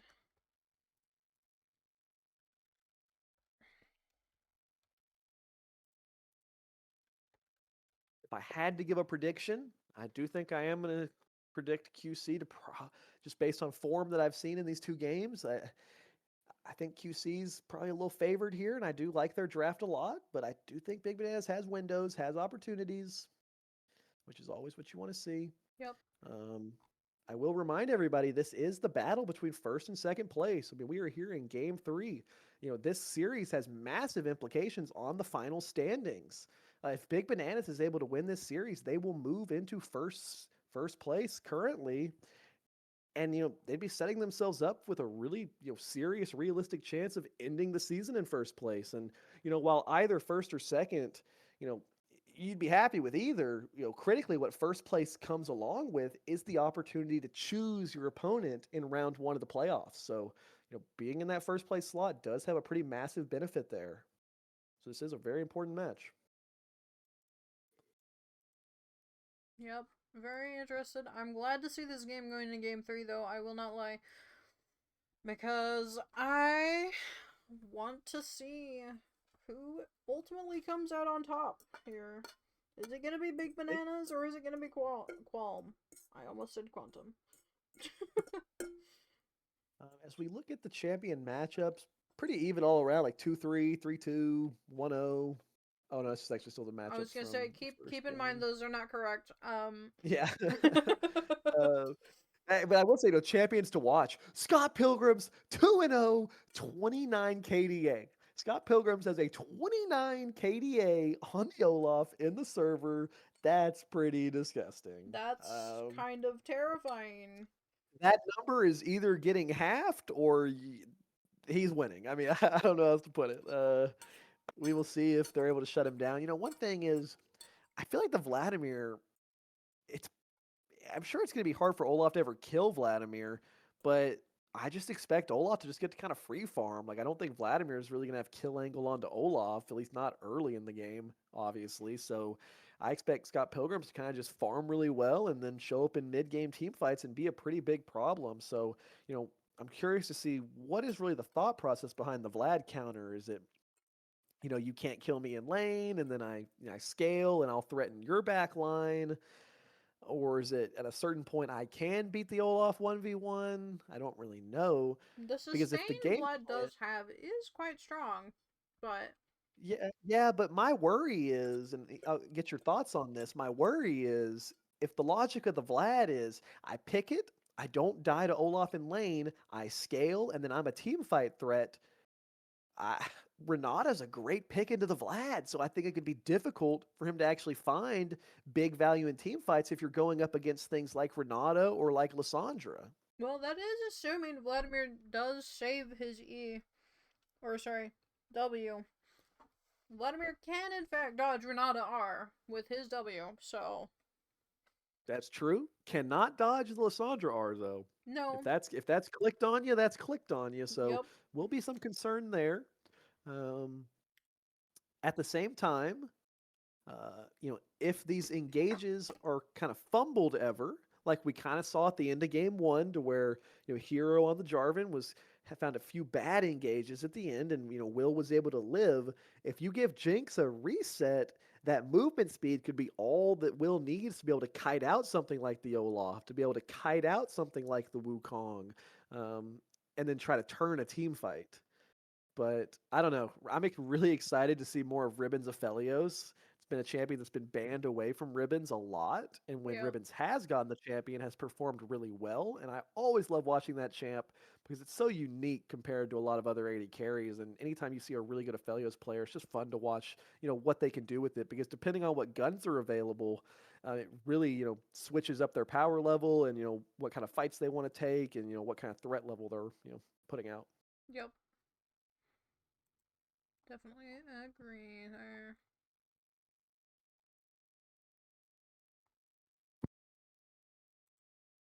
25 seconds from getting in game here.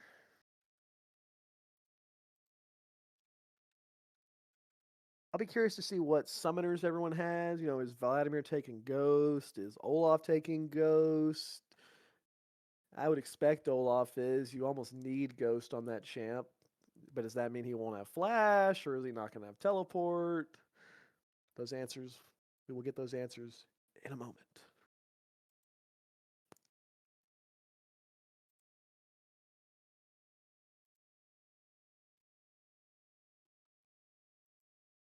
You gotta wait a little longer, actually.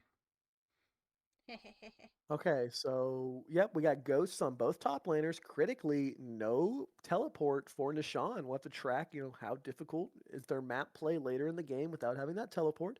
I do think Vladimir as a champion, without Flash, your carry potential is really negated because you don't have the ability to look for those Flash combos. But without Ghost, your sustained fighting is really nerfed. So I think having both is important, but not having teleport is a big sacrifice. Everything else looking pretty standard. Will does have the cleanse on Jinx, pretty important. Can get out of the Renata ult with that. Yeah, because he Um, will kill his entire team.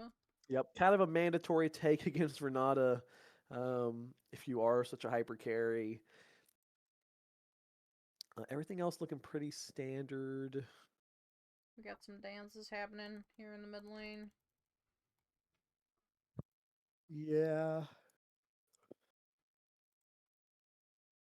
Think there's a lot of pressure on Taxi this game. It's a little more akin to his role in that first game on the way. You're really high range. You have a lot of damage. Kind of a similar role here for him again. I will say, while Wukong has great dive, it's not like the Jarvan to where if Taxi doesn't have flash, it's just like a guaranteed death almost. Oh With no, the we missed Wukong, two Qs on the Olaf. That's a little unlucky. unfortunate.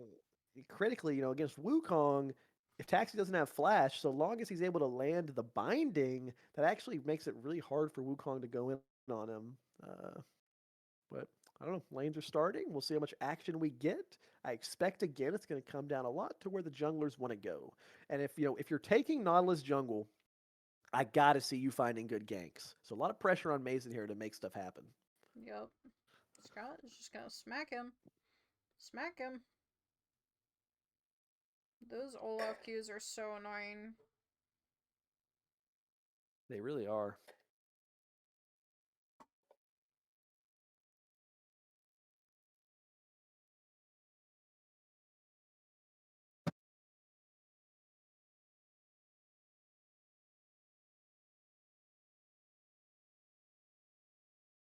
Nice Good early trade. trades down from Taxi.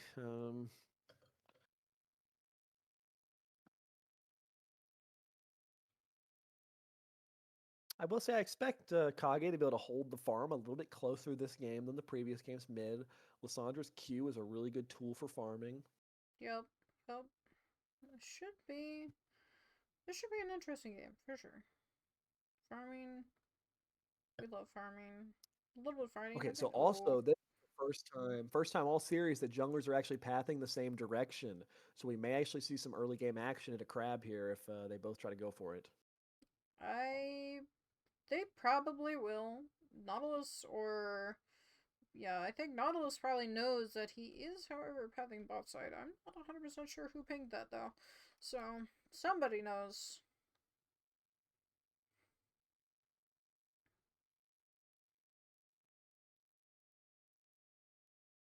Phase rush coming out. Oh, W does coming force out. out the pool.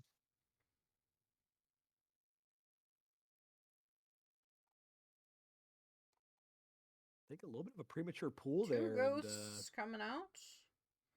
both Uh-oh. ghosts Scott is used. gonna kill him. Might have to flash here. Scott is Oh, dead. He is no mana. Scuttle is in fact going over to Big Bananas, and it looks like they're going to be fighting for the second Scuttle as well. Oh my oh, gosh, that's a that big was hook. the longest queue ever. We love Nautilus. Or Massive hook. sorry, I think Wukong is probably dead here.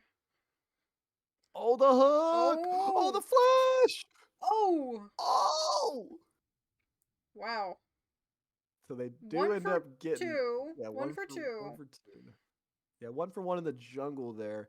Um, I actually think Scott Pilgrims was playing that really well until he chose to go under the turret. I mean, you have to assume that Vlad's going to flash away from you there, and unfortunately, does get punished. But Yep. the way that Nishan was playing that trade out previously does give me some hope for Scott here. I don't think Vlad actually played that well. I think just got a little bit lucky that Scott Pilgrims kind of overplayed his hand.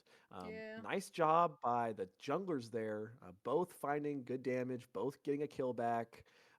Wukong getting a kill is pretty big for him. Anytime you can get Triforce faster, that is massive. We'll see what sort of punish you can find, perhaps on a flashless Lux.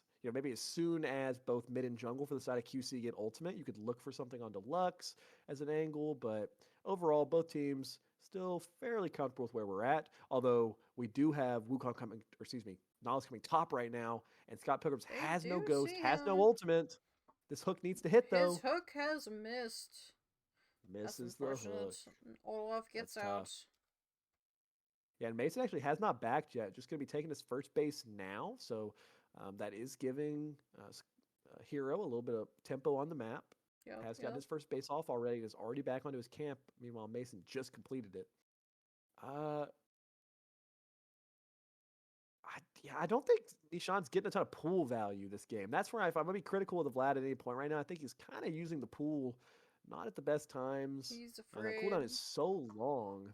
But he's getting a lot of respect. But with the completed Ionian boots, you're already at a point to where it's so hard to actually ever shut him down. Um, you know, a chatter is indicating that we may not be having game audio on the stream. I'm not sure. Oh my gosh. Vlad gonna drop his ult here. I don't think he can actually get a kill. Yeah, just continue to Hold on. farm. Um,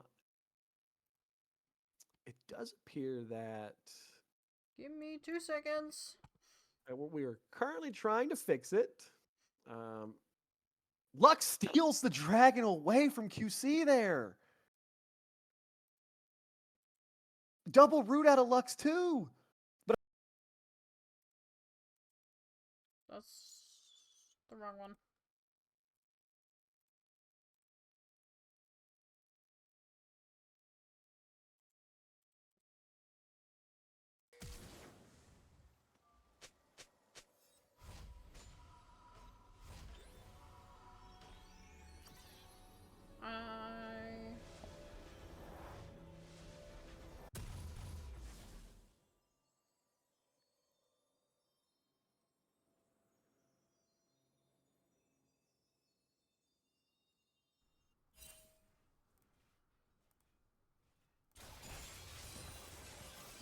He's got the 3rd kill first.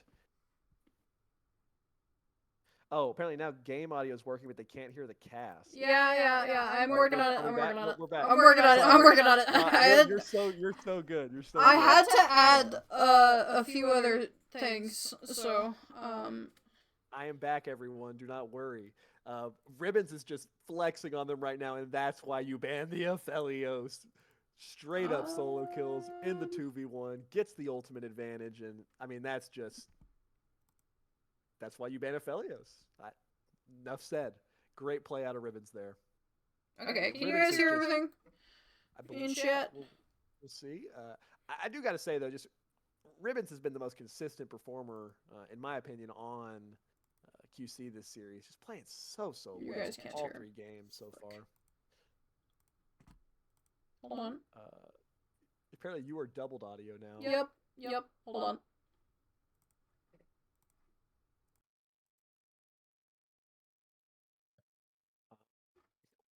So pretty big CS advantages in the same exact places. Taxi has again generated a pretty massive CS lead in mid, but Ribbons has once again generated a massive CS lead bot.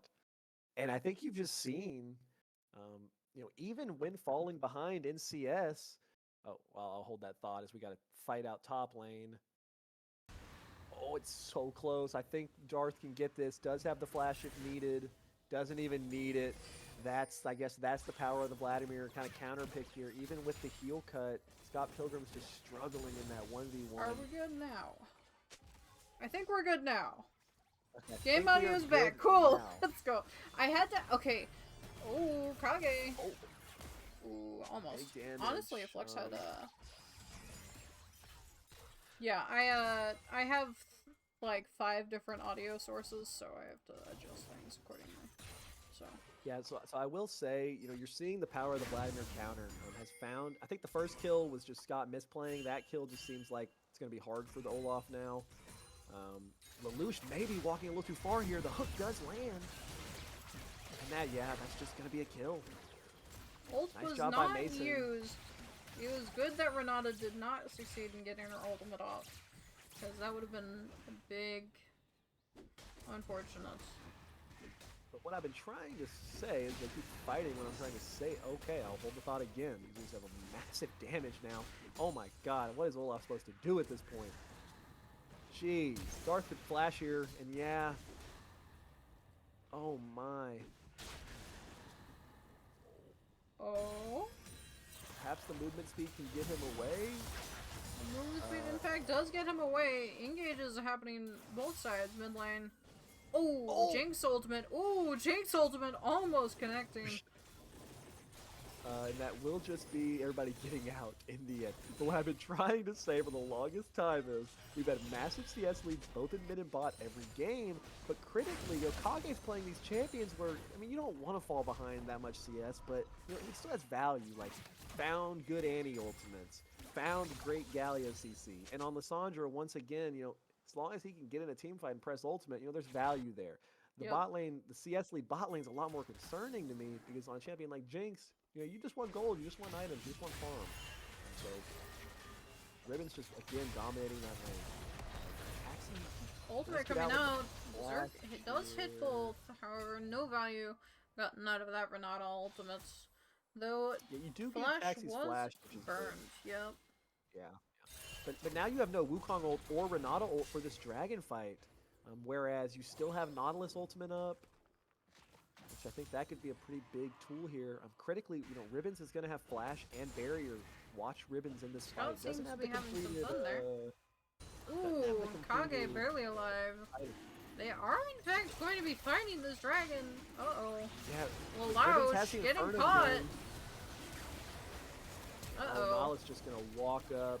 Nautilus ult, flashing. Flash. Directed cam doesn't want us to see that.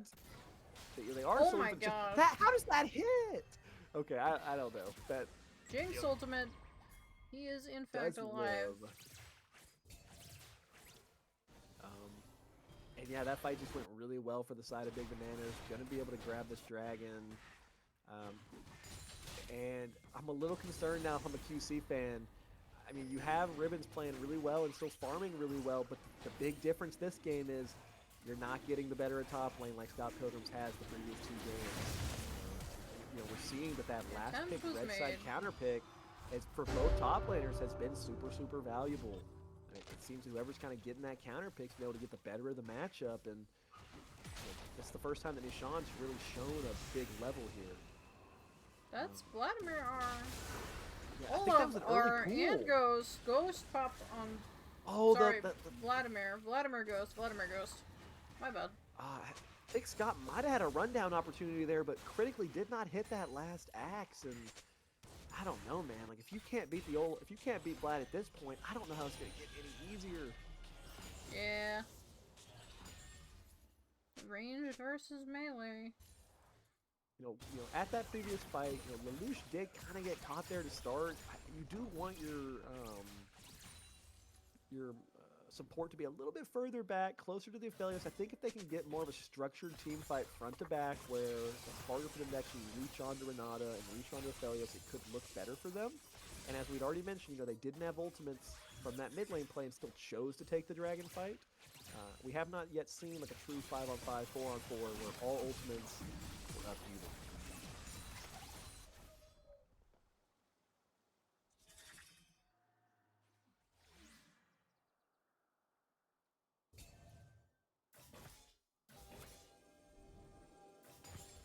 I will say one thing Scott Pilgrims has done is he has remained very even in farm, which that is big. While Scott Pilgrims may not really be able to do anything against Vlad, perhaps he can still show up in a later team fight and threaten a lot of damage onto champions like the Lux, onto champions like the Soraka. So, have to wait and see. For over here, MVP caster. I'm tired. All good, you're doing great. Hey, I'm in charge of the stream.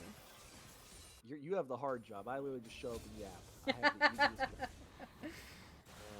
And we appreciate you greatly for it. But we are going to see Mason looking for Scott here. You force out the ult, and you're just going to take that. Not really a way to kill him. Oh Jinx! my God, Ribbons is just doing it though. Almost dead. Jinx got very Oh, lucky. double! Oh, that's a lot of damage. Blue team, however, did get the first turret down bot lane. So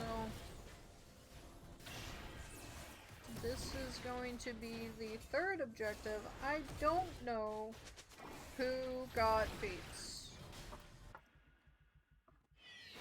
They, in fact, do get feats. For the first time, they get feats. So. Yep. Yeah, much better early game for the side of Big Bananas than they've found previously. Really, it's just Ribbons keeping this game close. Like if bot lane was not going as well for QC here, I mean it'd be Big Bananas across the board right now. But oh yeah, Ribbons doing a great job of keeping them in this. We've seen the power of the Aphelios. At this point, I think your goal is try to get items on Ribbons, try to farm, and then just find those good team fights because you have the tools to deal with something like a Vladimir, with Lissandra, with Wukong. But it's just going to be can they get there and then can they execute it? Yep. Can agree. Coming up in a minute 30, we're looking at an Ocean Soul this game. Oh lord, you do not want to let Vladimir team comp get Ocean Soul. That is for this sure. This is gonna be a fun game. With that soul, like they're gonna, there's gonna be a lot of fights happening every 5 minutes at the minimum. So 1 minute here till Ocean Dragon does spawn. So we shall see. Scott just seems to be chilling. So Yeah. Yeah, they do already have a lot of anti-heal just built in. anti-heal, I and Soraka, swear, but is just a bait. you think? Like, it's good, but it's not, you know? Yeah, I mean, healing is still strong at the end of the day. I do think a little unfortunately, they didn't get either of the first two drags. That steal by Taxi actually ends up being pretty massive. He stole that dragon, which means that they don't have like an extra drag to give before sailing. And anytime you're losing and you're kind of hoping for scaling. Oh wait, They're they might be looking for an looking engage. here. They might get Nautilus here. They all dodge the Luxor. He is in fact dead. Redemption's a little late. Soraka ult looks like it did literally nothing. That's a really great roam down by Scott Pilgrims. They get behind Mason and catch him out. You give that shutdown gold to Wukong, and now you can just look for the dragon. Now watch However, Vladimir. Vladimir is looking here. Vladimir does have ult, ghost, and flash. So they have to respect him. Oh wait, and Will's just on the bot wave. They're just gonna run at Will. What are you doing? Oh no. Okay, the rest of Big Bananas just needs to run. There's no way you want to take a 3-on-5. Oh, almost connection. It's a good pool, but I don't think you want to stick around. He's going back in. I don't think this is a bad fight for Big Bananas here. They are all really low. Aphelios So is, strong. however, behind them. Double healing. Aphelios is behind. Does a lot of Pool's damage. actually not a ton of Elf value is there. Dead. Oh. Aphelios is dead, I think. Yep. Vladimir. Taxi's damage from range there just made the difference in the end. Yep. The Taxi E definitely did the most. Definitely did help there. Hero seems to be like he's gonna want to try and steal, but I don't think he's gonna do it. That was so scuffed from the side of Big Bananas, but I mean, just they could not finish off the Vladimir. Able to finish it off. I thought that was so kind of scary. Mason had died, and then Will gets caught, and then you still kind of opt for the fight. But Taxi did a good job staying alive, doing damage at range, and you saw the Vladimir just kind of pumping. They needed to Ribbon's respect the kinda- Vladimir. So. Yeah, Ribbon's kind of chased off onto the side there and went for Lux before eventually kind of coming back and killing Soraka. I do have to question, maybe if Ribbon stayed more with the team there, kind of all hitting Vladimir, maybe that looks a little bit different. I do think you want to kind of look more for that on your next fight. But good stuff by QC to, keep it close, find those picks.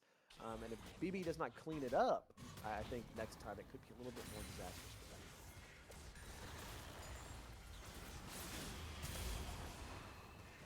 We have an ult on Lysandra. Lysandra is ulting herself.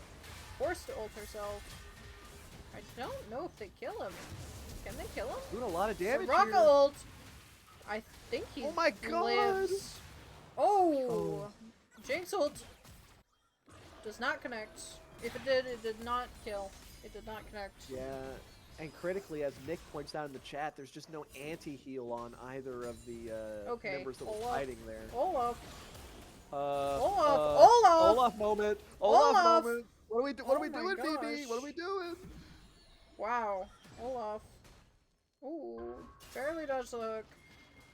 However, Jinx is somehow on a massive flank here. They will pick up Scott, but given again, it BB to... gotta clean it up a little bit. Who has Grievous? The Olaf only got member- Grievous. There. Olaf has Grievous. No. And- Olaf got Grievous. Oh. Unless he didn't, and I'm like tripping. But I I'm don't pretty think sure he I would watched have. him get I don't Grievous. believe anybody has it there. I don't think he would have. No, I don't. He couldn't have. So, I think I'm going crazy. I mean, Olaf's Olaf have had the- it, but No, I know one Olaf had it, no but one- I thought no one Olaf applied got. it to Olaf. Yeah, no one applied it onto the Olaf. Yeah. Which at some point, they may want that. Yeah, they're probably gonna want that. Yeah. All Mason 5 is members of very Big Bananas are tanky. down here, and all 5 members of QC It are is showing a up. We're ready to get the 5v5. 20-minute I think it's 5-on-5. gonna be a 5v5 bot lane. We shall see. Pick coming out. Mason has no onto mana though. Bingaman ultimate. Jinx is Oh, now. Ruff's massive damage. Oh, Scott's barely alive. Flash coming out from Razor to dodge that Apheliosar. You got the Infernum ult there, almost hit, but you know they have such low health bars that they are just gonna start the objective here. Yeah, they can't. I don't think they can contest this. So they will die, I think, if they try. However, I think Arrow's Aphelios looking for a is gonna. steal. I think Aphelios is gonna try and get a kill. Oh, almost. Oh, good attempt, but Vladimir does ultimately secure it. Vladimir popped Ghost here as well, looking so fast. Oh, it's so Holy crap. close. And he's kind of just running through him now. Yeah. That's ballooned up to an almost 5K gold lead for the side of Big Bananas. I mean, from what were two really good games from QC, this is the first time that Big Bananas has really just been in like a strong position throughout a game from like start to finish, and you know, they're doing a really nice job here of leveraging the power of the Vladimir. And credit to Mason too. You know, I was really questioning the Nautilus jungle blind pick, but you know he's found good CC, he's set up for his team, but ultimately this has kind of been the Vladimir show so far. Yep. I am personally not a huge fan of Nautilus, but it is, you know, in select situations, pretty good, so. I do think, you know, Nishan is such a carry preferred player. Like, not to say Nishan couldn't play a tank, but Nishan really prefers the carry pick. So, you know, if you know that your last pick's going to be some just like straight damage carry, you know, taking the Nautilus jungle does make sense for the team's sake. Yeah. So, I mean, gotta give some credit there. Yep.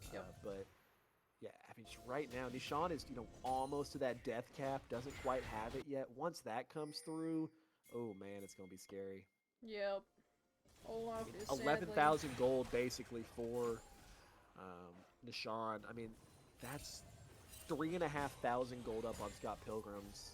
That's pretty crazy. And you know, I did just kind of question the Olaf blind. While I do think it's a good champion, you know, especially if you're comfortable on it, it doesn't. Oh, take on Taxi. Taxi's just caught out. That's massive for the side of QC. Vlad's on the back line. Big ultimate. Oh, really large. Elf is dead. Oh wait, it's Vlad versus the world. I don't think. I and think Vlad likes Vladimir those wins odds. this. Yeah. Vladimir ended up killing Elf there. Or sorry, Ribbons Elf. Ribbons. Yeah. Just was able to find that one shot onto the back line there. That's so massive. It was such a great pick on a Taxi, but you know, no CC got used really to try to peel Vladimir off of Ribbons, and if Vladimir just gets to go backline untouched, I mean, it doesn't matter how well Ribbons is playing. There's nothing they can do. Renata, in fact, did not go Locket first item. I generally expected that. I expect that from my from the way Renata is playing, is that she's gonna go Locket, but I think it's hard for Renata to peel a Vladimir, and yeah, Locket, I can see that, Locket but helps. It's I don't not think it's like even making that much of a difference at this point. We'll see what they can do here. I don't really see how you can test the drag, especially now that Mason is back full health. He really wants to. They kind of, they Maybe do they want look to. for a fight here before Vlad spins his gold. Oh, Kage went in. Has the Zanyas. Dragon They was steal the indeed drag. taken. Dragon was taken. They do not have soul. They are looking to try and kill Vladimir here. Looking on Vlad. But Can they find it? Elf is dead. Again. They get Vlad. They do They and get Vlad, but they're losing the other side. And they got Soraka, but they did, in fact, yeah. It was Okay. a 2 for 2. 2 for 2. Definitely in favor of QC here for the bounty. The bounty getting picked up by Wukong, and yeah, that's critical if they're able to win that team fight, because you know now Vlad has spent his gold. Now Vlad does have the death cap. Did not quite have it yet. no, So that's a huge shutdown you can get, and you do prevent soul as well as a massive steal by Hero. Olaf trying to find it there, but unfortunately, unable. just kind of dies. He's just going for Baron. Oh yeah, they are. You know, Can Vlad they do just this? spawned, can run there. I think think they probably can. Wukong doesn't have ultimate critically. They know. They know. They know. Yeah, Wukong without ultimate though, it's so hard for him. He can look for a steal, but oh, big hook. Jinx is now. That's a massive Renato ult though. Jinx is But they dead. one-shot Jinx. They got a little greedy here. However, Vlad has arrived. Vlad has arrived. Elf is not looking to fight. He does not have fighting weapons. Okay. Oh, but Vlad's going a little too deep. Aw, he doesn't have fighting weapons. That's unfortunate. Oh, he's TP back coming to in. full health. Uh-oh. Back to full health, by the way. Yeah. Grievous, by the way. Dang, that's unfortunate. Yeah, that was so close for them. I mean, it's a great pick. Like, really nice ult by Lelouch there, so they can start off the fight by, taking out Will's Jinx, but I don't know. It's just so hard to deal with Vladimir. He's so close to dying, but just how fed he is, it's just they have not been able to actually finish him off. Yeah. Jinx ult connects, but does not kill. Barely does not kill Kage. Kage quite low there. Barely doesn't kill. If you're looking for hope here, you are down 6k gold. You got to get more items onto the Jinx Aphelios. even said, "Bruh." Ribbons is that so is close a bruh. so close to carrying some of these fights. Maybe if you can get that third item on Ribbons. I don't know. If He's it's opting for a Maw realistic. right now. He's going in for a Maw. Yeah. So Also, Ribbons did not have preferred gun selection at that previous No, he fight. did not. Does now have red white. Red's gonna expire here though in next 2 autos. Yeah. 1 or 2 autos. So then he's gonna have blue, I believe. With Baron here, critically, Vladimir's flash is about to come up. Vladimir could just look for a flash engage onto the Aphelios, and without Ribbon's flash, there's not much answer there. They may just look for the end here. I think they might be able to. Vladimir is just so strong. He has Zanya's. Yep, there's the auto. He's got blue. Blue, white. Let's remind everybody to stay here. This right here, Green, this is for first place currently This in the is, season. in These fact. are 1 and 2 teams. Big Banana's looking to really stake their claim and claim first place. It'd be massive for them. Yep. A team that, I'm not gonna say people were like thinking they'd be bad or anything, but it wasn't a team that people were predicting for first place. Oh, Taxi ulting behind. Clearing Good the way, thing it's a I think, basic or something ability. like that. I don't Good know. thing it's a basic ability. Yeah, true. That'll be up before we know it. Yeah. They're looking to just take their entire base. Uh-oh. Hero. Ultimate coming out from Renata. They got Vlad! Vlad got one shot! Vlad is dead. Razor does have reset, though.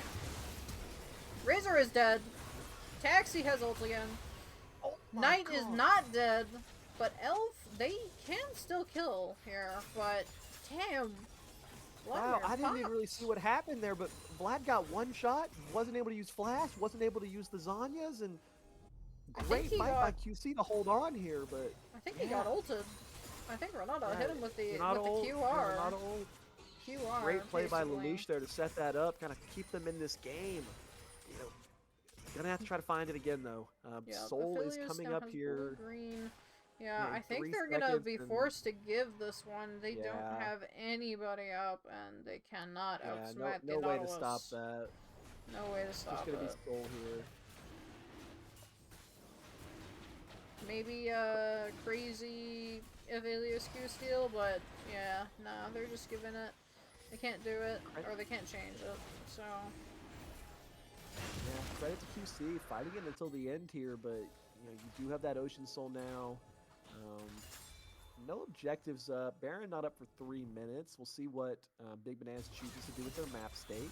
It's a little bit awkward because we already mentioned, Vladimir doesn't have teleport, so they are just choosing to ARAM despite the fact that top lane's pushing into them, and they already flash have... coming out. Spell They're just shield. gonna look for the OP. fight. Spell shield from Verdant Barrier. Kage does not connect with Hey, anything. watch Wukong. Wukong's on a massive flank here behind. I don't think they see him. They don't see him. They do not see him. He's looking for it. They need to go. It's another massive Renato ult. Nautilus ulted Oh, but- elf. Vladimir is back to full HP. He was almost dead. He Wait, is but now dead. oh, massive by Ribbons. This is still kill. You went a little too deep there. Ribbons still might be able to turn this around. Yeah, Wukong just, like, killing 2 of them. Well, with Olaf, I'm not actually sure. So, Well, that was just a super intelligent flank by Hero there. I mean, there's just no way to win that fight if you're just coming at them all from one direction. So super intelligent to sneak behind there. But yeah, frankly, that was well I mean, Nishan just needs to chill. Like, he went 1v3 under the turret there, which allowed Ribbons to trade him back. If he's just playing it slower, killing the Wukong, and then, you know, all 3 of them are threatening Ribbons at once, I don't think Ribbons can do that. But, you know, they're continuing to manage to shut down the Vlad. It's really big. You're getting items onto Ribbons. Has a 3rd item. Has the Maw. You know, I don't know. think he's They're probably not gonna- making it easy. I think he's looking to finish Maw here. I mean, I would personally. Because that Vladimir is definitely a menace, and he is easily the person doing the most damage. So, Yeah, they're not going down without a fight, though. You gotta love this from QC. For sure, So for as we sure. look at objectives, Baron up in a minute here. Big Banana's already positioning around it, so do not have priority from QC. We shall see what happens here.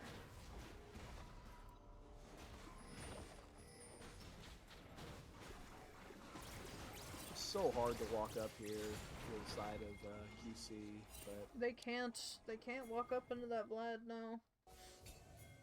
Taxi TPing back. They're gonna look for a fight mid. Big Banana's looking to collapse here, or looking to force a 5v5.